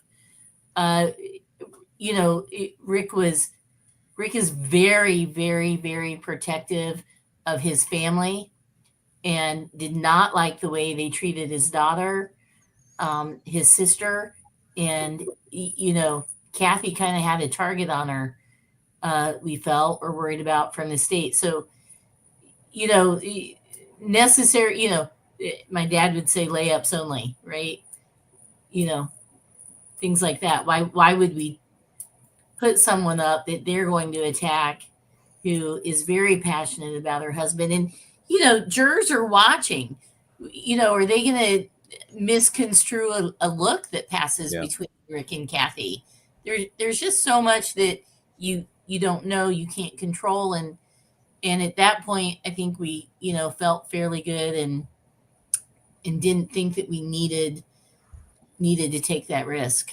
I would say these are not that it was a risk, but very difficult decisions, and I don't want anybody, the viewers, to think that we were worried about what she would say, because we weren't. I mean, she was going to say, I got back home that day, the 13th, 5:30 or so, and he was asleep. He was acting normal. There was no blood anywhere. He wasn't acting odd. There's nothing in the car. There was nothing going on. Okay, that's what she would have said. But again, Rick's very protective of her. He did not like the way that Brittany, the daughter, was treated on the stand. Part of the analysis is that you might ask, well, would you do it all over again? Yeah, I'd put her on the stand now. I would. You know why? Because we lost, and we lost, and therefore, what would the jury have thought had they had that human element there? Yeah. Kathy is so strong. I talked to her today, and she fired me up, and I got off the phone, and I thought, yeah, she would have been okay maybe on the stand. I mean, not maybe, she would have been okay. If anything, she would have been maybe too feisty on the stand. Not Brad Weber style feisty, by the way, but maybe a little bit lower tempered. Well, Lawyer Lee, you sat through the whole trial. Mm-hmm. Would you have put her on the stand? What would have been added? One of the things I never do is second guess, because attorneys in the crucible trying their absolute best to make decisions, you cannot go back in there and second guess that. I'm going to grant you permission in this case. I'm giving you permission. So I'm not doing it. I'm not doing it. I mean, if she had great alibi evidence, maybe the jury would have considered that. Although pretty much the state acknowledged he was at home by 5 o'clock and that he never went out again. So it wasn't as if that was something that needed to be contradicted. Maybe the fact that he didn't act different, but no one testified that he did. So I don't know that she had anything that completely changed based on what you're saying there. I'm not sure that it changed the character. Yeah. I mean, obviously, anytime things don't go right, you second guess all those choices that you made. But I just was curious what you thought about it and if you considered it and how you kind of made your choice.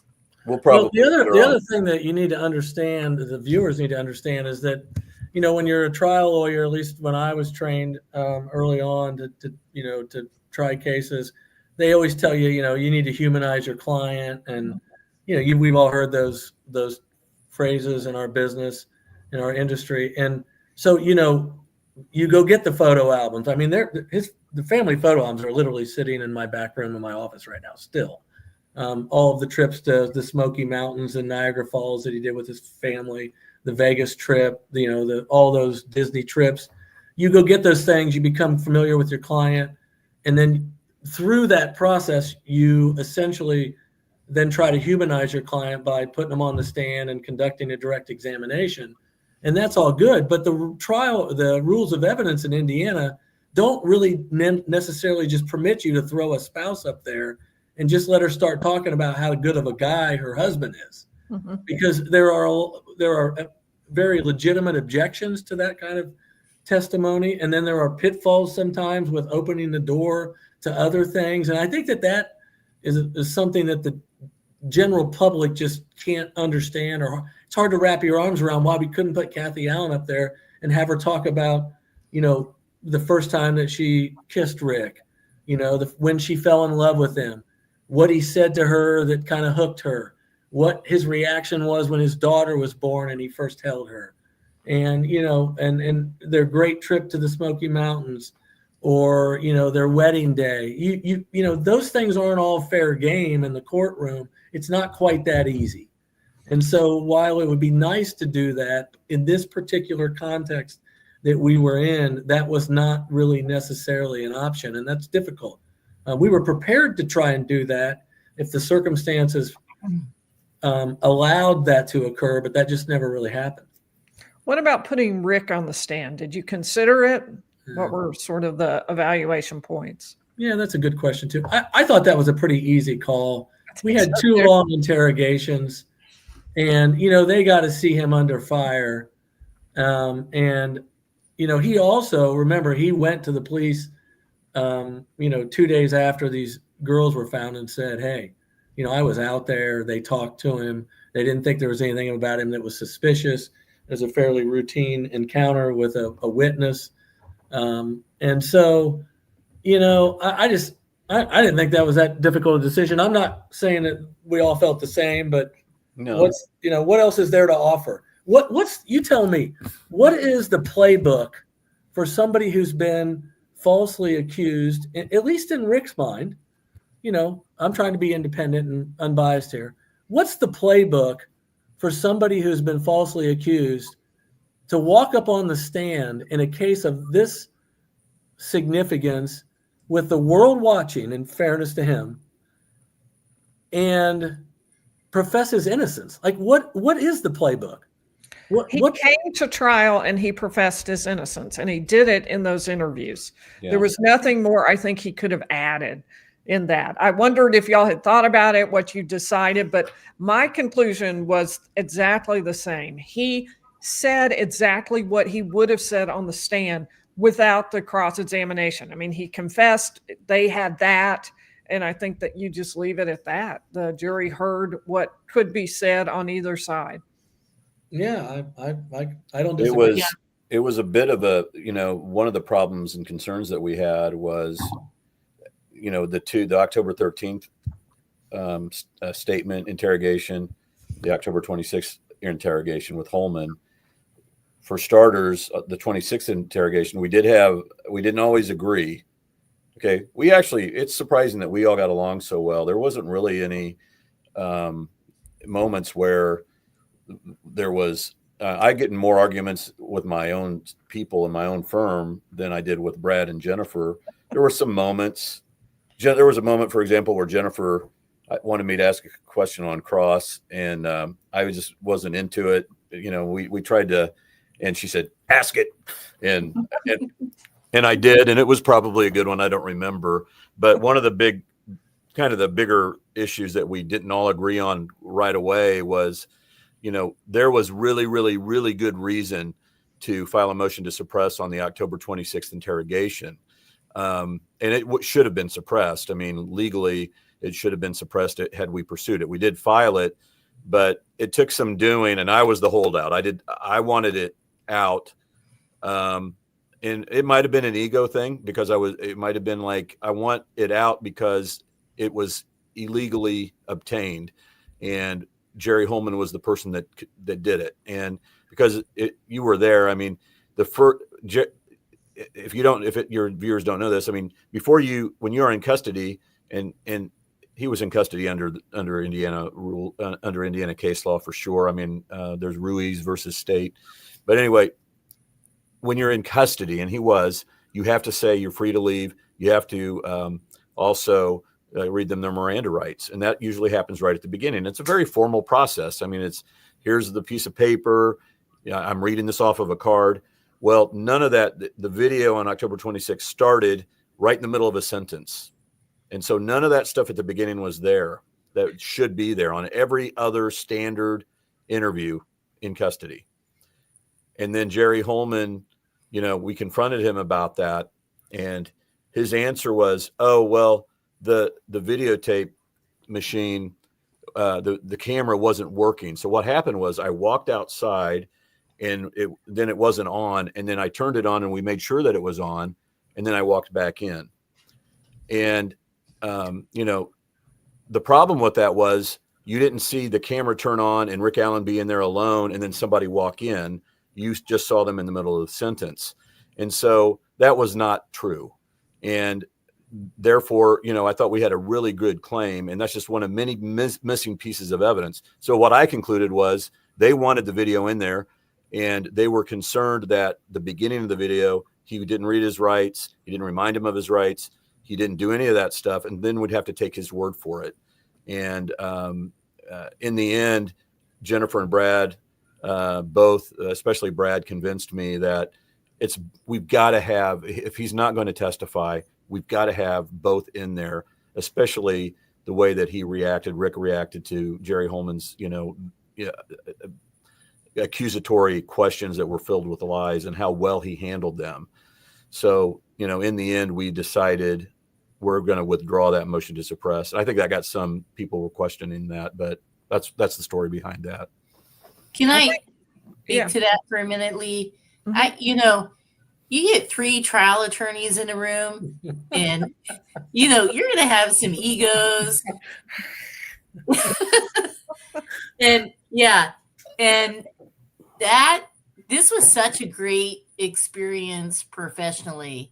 We really didn't have any arguments other than apparently my statement to Andy, which I don't remember, but, everyone, we had really great discussions about and really thought through these things. And to me, that was just a really great experience to be able to, we all care deeply about Rick. I so much admire and respect Brad and Andy, and to have those level of discussions about what's the right thing to do here. And, everyone was very, always concerned about Rick, but what's the greater good here? And I just don't think very rarely are you going to get 3 trial lawyers in a room and have an experience like this. And it was just, it was really awesome for me professionally. Yeah, the next time I'm going to just disagree with them on everything, though. If we get a second it clearly didn't work the first time. So all this continuity bullshit, I'm challenging everything. I'm vetting everything they've got. Well, when you see me looking down, it's because I have so many questions. The members helped me formulate a bunch of questions, and I'm going, dang it, no time. So I'm trying to pull it down to just like the last few. Andy, I have a question for you. In opening statement, you told the jury that you will see with your own eyeballs that the ballistics doesn't match. Mm-hmm. Tell me what happened there, because we never really came around to that. Was that the expert who got excluded, or what happened there? No, I mean, I thought that did happen. I mean, maybe Brad would disagree with me, but I think that did happen. And we're talking about all that tension that was going on about the photos that Brad explain it. Well, we had the microscopic photos that the Melissa Oberg had generated when she did her analysis of the magic bullet, and of course, we knew because we had the photos in advance, the digital photos. We knew what they looked like, and we had a chance to hold them up. And if you recall, they were on. Well, I think we had them on the screen, and then I had them on some boards, physical boards, and they had a dividing line down the middle, and they would compare one side with the other, and you had to match all the lines up. If the lines matched up, then you have a match. If they don't, then you don't have a match. And we knew that when you looked at them, it looked like a bunch of ant races. For those of you that are 35 years old or older, the TV back in the day when your TV would go haywire, you'd have these little ant races and all this stuff going on your screen, and they kind of looked like that. And we were like, and I've been in a few of these cases before, but I was like, I don't see these lines matching up. And I remember really just kind of asking our expert down in Memphis, like, you tell me, like, am I seeing something are you seeing something that I'm not? Like, is there something that your trained eye is seeing in terms of these striations and the way that they're formed, that they're matching when I'm not seeing that? And he's just like, no, you're seeing what I'm seeing. And, so that's what we're talking about. That I now understand, because a lot of what you were showing on those boards, people in the back where I was couldn't see. So that explains it. I wondered, I had assumed there would be boards like that, and I never saw them. So you're saying the jury did see that. So the jury was informed about that. That was a good question. I think, Andy, I'm, of course, and I'm guilty of this. If you want to lock me up in Westville in solitary confinement, I'm guilty of this. And that is over analyzing things. I tend to beat a dead horse. I know it's not a good character trait of mine when it comes to work. Andy kept telling me, just look at the damn thing. Just use your eyes and your ears. Like, stop with all this, this intense, what's the word I'm looking for? Just stop intensely focusing on all the deeper meaning here. Just look at it. Like, any human is going to look at that and be like, it doesn't match. And it was hard for me to get to that point, because I'm thinking, well, the state's witness is not going to come in here and just say, well, just look at it. Because clearly, if you just looked at it, it didn't match. So they're going to come in and say something else to try to convince the jury that they should believe that those lines matched up. But Andy's just like, those people in that box are normal humans. They're not, they're not forensic analysis. They're not, firearms experts. And I struggle with that a little bit. Again, I'm kind of thick-skulled. Yeah, I had a trial in March, an attempted murder trial up in northern Indiana, up against one of the best alleged ballistic experts. And my own associate lawyer, who I took up with me, prepped that cross. And that was basically where I came up with that, idea for Brad. And he did, by the way, his cross on Oberg, their ballistics expert. I told him afterwards he needs to get the transcript and then sell it, because it is the prototype cross that they need to use for any ballistics expert in the future. But that's where that came from. We basically confronted their guy and just said, hey, this doesn't match. It doesn't look the same. And then on closing, it was like, it doesn't work. And the jury afterwards, they said, yeah, their expert, they shouldn't use him again because that didn't work. Mm-hmm. And so that's, and that's a good thing about all of us have a deep trial experience over the course of many years to draw from. That's a deep well. And so I drew that from that well. I pitched it to Brad. He did way more than that, by the way. It wasn't like he ultimately did that. You were there. I mean, it was a day-long ballistics extravaganza, and Brad just tore it up both with his own directs and the crosses of their expert. So let me ask you about social media. How much did you know about the social media that was happening during the trial? And I know for Andy, your answer was like nothing. You had no idea, right? Same during the trial or during the entire case? I'm thinking more during the trial. I would have not much. I had people send me clips of commentary from you, Andrea Burkhart, and so I knew that people, I knew that stuff, and it was nice things, it was complimentary stuff that my friends and family would want me to see. I didn't see all the bad stuff that other things were talking about, I'm sure, but it had, that was it. It was like we'd be at night and somebody'd send me a text and they'd say, hey, look at this. And I'd click it on. I'm like, oh, okay. It'd be like a 10-second, 20-second clip. And that would be it. So, yeah. I didn't have time to look at any of it. Mm-hmm. I mean, you know what the trial's like. Yes. It's 24/7. You wake up at 2, 3 in the morning and, right. You just don't have time. In hindsight, maybe that was a mistake, not to have someone monitoring that more. But, not only that, but a lot of it, it was so distracting. I mean, so many late nights, looking at an email someone sent or, something someone saw on social media and you're like, oh, that could be something. And, 2 in the morning, you're like, okay, that was a dead end. And, it's a lot of rabbit holes, a lot of distractions, and you can't do that during trial. I may have answered some emails that people were sending me because I still have all that hope. We're still to this very day getting tips and I got 4 or 5 emails today, literally with substance to them. Yeah. That had attachments and it's exhausting. It is. We had a lady. I love these people because I know that they're invested in our client. Yeah. But I'm also, I feel somewhat guilty just because I can't respond to all of it. And, you just have to draw a line. We're all humans. We have schedules and lives. And it was overwhelming. But I also didn't pay really any attention to any of this stuff during the trial or even before it. I don't mean to be insensitive to you personally. I had to actually tonight when I came home about an hour before we came on, and I had to Google your name and your podcast because I had to see. I knew that you were at the trial because my wife told me you were there, and I just needed to put in kind of a name with a face. And I remember talking to you maybe a few times, very brief, like, hey, how's it going or something like that. Of course, I met Ms. Burkhart and Bob Mata. Those and really the same is kind of true with the 3 of you, but I was the one of all 3 of us that was really tuned out the most. And some of that was most of us by choice.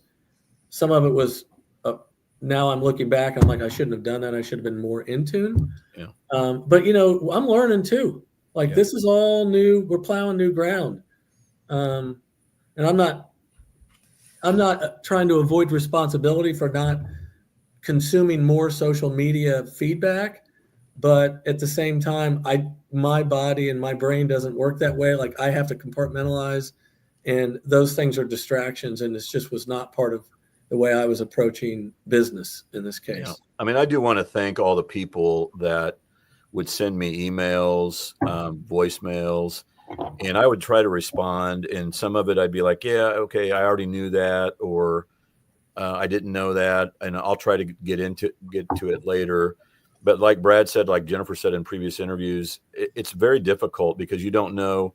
You're going to feel badly, like they may have been. Maybe it was the person that was with the people that killed the girls, and they have something to say, and you just didn't get to it, and then you got to worry about that and fret about that, or maybe it takes you down a rabbit hole. And when I was early on in the case, I would go down some serious rabbit holes, and eventually I had to plug all those up. So I really appreciate it. And I don't want anybody to stop, but if you're not getting responses back, it just is what it is. Like Brad said, you just don't have time. We have a practice and everything, but it's really, really appreciated. It really and truly is.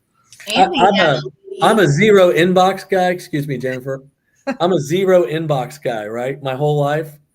And now I just, of course, was at work today. My inbox is like 1,700. And that's what 2 years on this group did to you. Wow. And I've made an effort to try and get rid of, it's that exhausting. And again, I am very grateful for all of the feedback and, and the energy that people have for the cause and for our client. And, frankly, the energy that people have, for the state's cause and their prosecution. I'm fine with that. I'm good with all that. I'm grateful that people are tuned in. They're trying to learn about the system and understand our system of justice. But when it comes to one man or 2 men and 1 woman consuming all that and somehow regurgitating that in a courtroom, to use old, Indiana and Hoosier, vernacular, it just ain't possible. Mm-hmm. It just ain't happening. Yeah. Yeah. Jennifer, were you about to say something on that as well? Well, I was just going to say, just today, a lady took a bus from Bloomington to Andy's Indianapolis office to give him some information. People are really, there's some really dedicated people Invested. Yeah. Yeah. And that's, for me, psychologically, it's definitely helpful to have that support. We have a great team. We all have great families and that's super helpful, but that have a bigger community behind you and supportive is really, really fantastic. Yeah, I've never seen a case, not even remotely so, where once the verdict was read, you'll have, like, on a guilty verdict like this, you'll have the defendant's family. They'll be like indignant, this didn't happen, but that really is limited to them, family and friends, a little small pocket. There is worldwide indignation about this case, I've started to realize, and it's not a small percentage of people. It's a big percentage of people, and I don't know why that is. I'm happy about it because it will keep this thing, it'll keep it going and in the consciousness of the people. But I still don't really understand why that is. I'm just appreciative of it. Yeah. One of the things that I've been talking about on the channel recently is that this is something, I think one of you mentioned it earlier, it's not taught in law schools. It didn't even exist when we went to law school. There was not this sort of interest. There wasn't the social media omnipresence that comes into a case. And lawyers need to figure out ways to deal with this because it is super important, offers so many opportunities, but it's totally overwhelming, just as you mentioned. I mean, when you're in trial, you're going all the time. You finish your job at court and you come home and begin your job of preparing, which is for the next day. Yeah. Can I speak to that? I do have a thought that's kind of related to that. I've thought about, in the wake of this press conference that the state had after the sentencing hearing, which I'm fine with that. I think that it's good for the victims' families to try and get closure. That's one way to do it, is to kind of acknowledge everybody and, hey, this was a team effort and we appreciate, everybody's assistance and everybody worked hard. But of course, there was the other side of this, which was more of a victory lap that the state police engaged on through their superintendent. And and the things that he said, and he threw Andy under the bus and frankly threw me under the bus and connected us with the death of a man and all this, just ridiculousness, frankly. And I started thinking about that in terms of the public interest in this case. And, it was the government, it was, you could say, the state police or the investigative team here that took this case to the public from the very beginning. They were the one that rolled the podium out and turned the cameras on and said, these two girls were, brutally murdered and we need your help. And we've got a hotline set up. And here's a sketch, which the jury will not be allowed to see. Yeah. Right.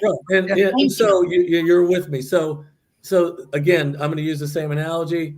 They fired up the steam train, that is this public campaign to assist with this investigation. And then they started moving it down the track over the course of 5 years. And during that time, they're consuming all of this information that's being brought to them by people that are passionate about this stuff that they invited to the party. Okay. And by doing that, they injected intensity into this case, essentially from one part of the globe to the other. And then when this unfortunate circumstance occurs in Andy's office with Mitch Westerman, which was not a crime, it was, you can argue about whether or not Mitch committed a crime. I'm fine. I'll give you that, whatever. But whatever happened, it was a circumstance. It was unfortunate. This stuff, these pictures end up in the public. And then all of a sudden, we're getting accused of, destroying the victims' families or, causing all this emotional distress or whatever terms you want to use because now this stuff's out in the public and the Band-Aid is ripped off and they're being, traumatized by this. I didn't invite those people to this parade. Okay. It wasn't us that invited the public to this case. It wasn't us that kept, walking up to the podium and asking for help and, tears coming down your eyes and then going into the victim's sister's, kitchen and doing a podcast with her and asking the public to help.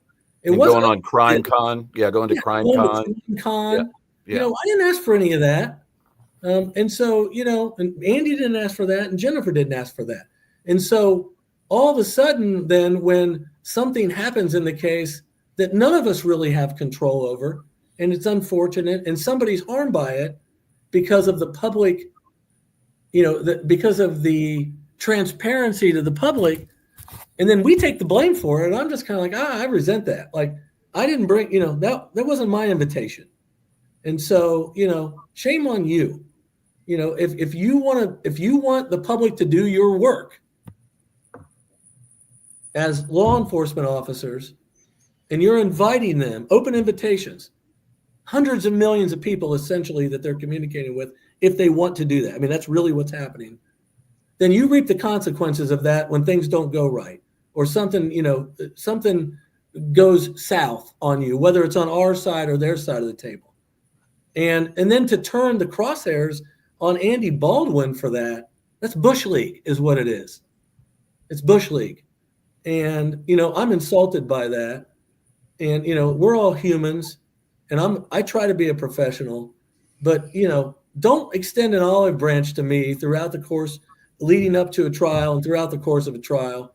Don't extend an olive branch to Andy Baldwin leading up to a trial and during the trial more than on one occasion. And then when you prevail, which I have the utmost respect for the jury, whatever, they heard what they heard and they did what they did. And I got no beef with that. We on the scoreboard says we lost. I'm fine with that. But don't extend those invitations and then get up there on the podium during the victory lap and turn the crosshairs on us and, and then say ratchet down the rhetoric. Right. And that's what they said. They ratcheted it up. It's the same thing when they got all, thank you for saying that, Brad. I mean, it's the same concept as when they got all up in arms about Brad and I put out a press release in early December of 2022. And it was about 750 meaningful words, vanilla, really, really vanilla. And, Doug Carter had gone up and, with his tearful, press conferences and very, very oddball things. And multiple times there were press conferences after Richard Allen was arrested, I believe. There were, all kinds of things that those guys did. And then Brad and I were like, well, we got a client. There's a narrative out there. Let's write a very short press release, send it out. That's very vanilla, that we said in the press release, this does not violate the professional rules of conduct. And you would have thought that we had, that we, I don't know what we thought, but, the last thing I remember, and Brad, you may not remember this, but I remember the first meeting we had with Judge Gull in Chambers. I said, I don't want to try this through the media. That's the truth. Yeah. I don't. But my memory is I said, we may put out one small press release just, and we're allowed to do that to even the field. That didn't even the field. They were here. And after our press release was this much. Yeah. And they acted like we had just done something awful. And that's how we started off. That was the foot that we started off on. And I didn't get it. So. That's a system-wide issue. It's not just this case, but the whole system is set up for law enforcement and the prosecutor come forward and they present a really detailed complaint. They present information about why they believe the person is guilty. And then a cone of silence drops down over the case. And there are protective orders and there are sealing orders and gag orders. And there are things that prevent the lawyers or anyone from talking any further about the case, meaning that the only information out there is the information that the prosecutor put out and that law enforcement put out. In the era of social media, That is fundamentally unfair. What happened in this case is unusual. And I think part of it is that there was the Franks memo, and that was made public, and there was a lot of discussion about this on social media. But normally what happens is everybody goes with what they have, and what they have is one side. And that can't continue in the era of social media. So I'm on my high horse. This is y'all's interview, but well, I mean, no, I appreciate it. I do too. And Carter, I think it was Carter, intimated, if not flat out said, we didn't violate the gag order, and they did what they're, and basically the Franks memo. And what he doesn't know is it would have been a violation of the rules for transparency rules. I can't think of the administrative rules. Yeah, the administrative rules for us to make that confidential. It had to be. You know, I've said this before. They're the ones that asked for the Franks motion. They asked for it, and I gave it to them. They did ask for it. You know, and then they complained about it, and I couldn't make it confidential because it's not allowed to be confidential. And so, you know, what do they want? Did they want the Franks memo, or they didn't want it? And then they think we're trying it through the media. I don't regret it coming out at all, and I agree with you. If what you're saying, Lee, is that there needs to be more transparency. And part of the problem and part of the intensity of this case, and part of the reason perhaps that it's worldwide attention, is there was so much secrecy about what was going on for so many years. And I remember dropping it when we hit the send button at 2 a.m. on September the 18th, 2023. I remember thinking that, you know, the world's about to find out a little bit of stuff that they didn't know, and that's a good thing. And I'm not trying it through the media, but it legally was allowed to happen. They asked for it, and I gave it to them. And so, let me go ahead. I promised myself I would keep it to 2 hours, and we've gone a little bit over. So let me ask you one last question. What's your next role, if any, with Richard Allen? Will you continue to represent him? Will you represent him after the appeal if he's successful on that and getting a new trial? Do you have a role in the appeal, helping the appellate lawyers? Yeah, I can tell you, I'll just jump right in. I can tell you what I plan on doing. I plan on taking Mark Lehman to lunch once or twice a week, feeding him, nourishing him, doing whatever it takes to keep him, you know, motivated, healthy, and energized to get this appeal done with Stacy Juliana, who's also been assigned to it, and and pursue a successful appeal. He happens to work right around the corner from me. He's a friend of mine, and I'm going to sit back and I'm going to take advice from him, both he and Stacy, and we'll fill in. In my mind, we're going to fill in the gaps when they ask us to. But really, I think it's time for us to kind of step back. I mean, this is my opinion. Jennifer can speak for herself and Andy himself, but I think it's time for us to kind of step back. We do have a story to tell that I think is important to his appeal. Number one, that whoever's handling this case ahead needs to focus on the fact that there are some major due process issues that have hovered over this case that need to be rectified. Guilty or innocent or not guilty, or however you want to look at this, there are due process issues to the 10th degree in this case that need to be scrutinized. Number two, there is a third-party defense that could have been offered up in this case, and we were prohibited from doing that. And the law in the state of Indiana, and I'll just tell you this, is in my mind not real complicated. Basically, third-party cases in Indiana where you have exclusions of evidence are simple cases where defendant Smith is arrested. He's accused of murdering his girlfriend, and defendant Smith wants to tell the jury, I should say, that, the prior boyfriend, the victim's boyfriend from 5 years ago, was mad one night in a bar and said that if she ever spoke certain words, he was going to knock her off. And so the defendant wants to put into evidence that her former boyfriend suggested he was going to kill her 5 years ago. And the judge said there's no nexus between those two people. I'm not going to let that in. It's a hearsay statement. It's not coming in. That's the body of law in Indiana as it relates to third-party culpability. I know we're getting into deep talk, but the point is that in this case, we're on another planet when it comes to third-party culpability. There is, to use the word nexus is elementary, okay?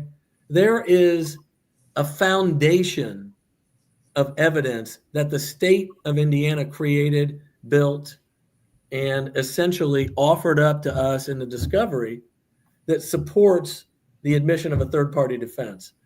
And so the appellate team needs to pursue that. I plan to support them in that cause. And I think at the end of the day, that along with, the arguments we raised in our recusal motion, I think those are the heart and soul of this case. Due process with Rick's detention, lack of third-party evidence, and, judicial recusal. Those, in my mind, I don't have a crystal ball, but look, that's what I plan on doing, is pushing that narrative. Well, it looks like Andy and I, what? Well, because I'm not taking a bunch of facts and spinning them. I'm talking about legal concepts that apply in all cases. This is not me, taking a statement from some witness and saying, oh, if we would have been able to put that statement in, we would have gotten an acquittal. I'm not talking about that. I'm talking about fundamental fairness issues. In our business, at Harvard Law, they teach things like structural error and fundamental error, those kinds of things, right? That's what we're talking about in this case. And that's what I care about. And that's the narrative I intend to push. Mm-hmm. Well, it looks like Andy and I are going to have to take Stacy out to lunch and dinner. Yeah, now. she's close by. She's a friend and she's close by. Yeah, I think those are the issues that are going to be addressed. And I'd like to throw in, maybe because it was my baby, the composite sketches and the Apple discussion group. Yes. You did object to that, didn't you? Yes. Okay. My wife asked me that. I'm like, yeah, I'm sure she did, but we were so shocked that they did it. Yeah. Yeah. And the Google search. Mm-hmm. The Google search, and I think what he said in the Google's that he did a Google search, and this was on an Apple discussion group. Okay. Yeah. So that's what the body of evidence for experts to testify in Indiana. Go do your Google search. Andy, any last words from you? I am ready to get back to as normal a life as I can get. I am starting to recognize that it's never going to be completely normal, perhaps ever again. And keep in contact with Kathy, support Rick any way that I can. I know all three of us will do that, and help support the appellate crew as much as we can. There's some work we've got to do. I think we're going to be filing a motion to correct errors here. And I'll be working on that and trying to get that filed in the next week or so. But beyond that, I've got a lot of clients that I got to take care of, and in my own law practice, and I got to, I got to honor what my partners allowed me to go through this journey, and I need to, step up to the plate for them. And, I don't know beyond that. I mean, I'm sure we're going to get more. I want people to continue to reach out. I may regret that, but I don't, I want to say this last word is, you may know somebody that knows actually what happened. And I pray every morning, I really do, that a person comes forward with information about what actually happened. And if you need to have the courage to do the right thing, then please get the courage to do the right thing. And if you know somebody that knows somebody, then get them out there. That's the type of lead. That's the type of tip that really can make a difference. And we've had that type of courage before. We had a guy in Cincinnati that reached out and gave me the name and phone number of a very important witness that has very important third-party suspect information. And that guy was taking a bit of a chance, and he had the courage. And so I would say, obviously we really believe in his innocence. We really do. There for all these different reasons, that we could get into. And so if you know something, please let us know and continue to, and we'll continue to do our thing, but we're also going to kind of get back to our regular life. Well, I cannot thank you all enough for coming on and for talking to us. We followed the case intensely, and so it means so much to have you come and sort of unpack some of that for us. I need to say thank you to a few people, people who made comments, gave super chats, and for whatever reason I couldn't put it up. Maybe it was a question. I knew we weren't going to get to those.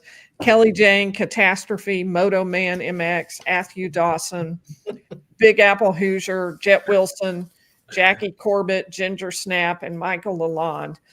And what's wrong with Michael Lalonde? Why can't he have some cool name? Big Apple Hoosier. Like my grandpa used to drive a semi, and he had a handle. And it just all this stuff reminds me of that. Some people use their regular name. Some lots of different stuff. I like it. I love it. It's just not a world I'm living in. So, yeah. Thank you. Thank you. This was a really good experience. Yeah, thank you. I appreciate your insight and your good questions and all of your viewers and all of your listeners. Well, I have many people to thank for that since the members helped with that. I need to thank our mods, Marlon, Mama Pinks, and also Denise. And then I also want to say a special shout out to Jim Percy, who ran all of the line sitting for me. And I saw her comment earlier. We've got an outro that's dedicated to the line sitter. So y'all might enjoy watching that. And then when it'll last, and then we'll be in a separate chat offline right after that if you want to. Can't wait for the outro. Okay. Thank you.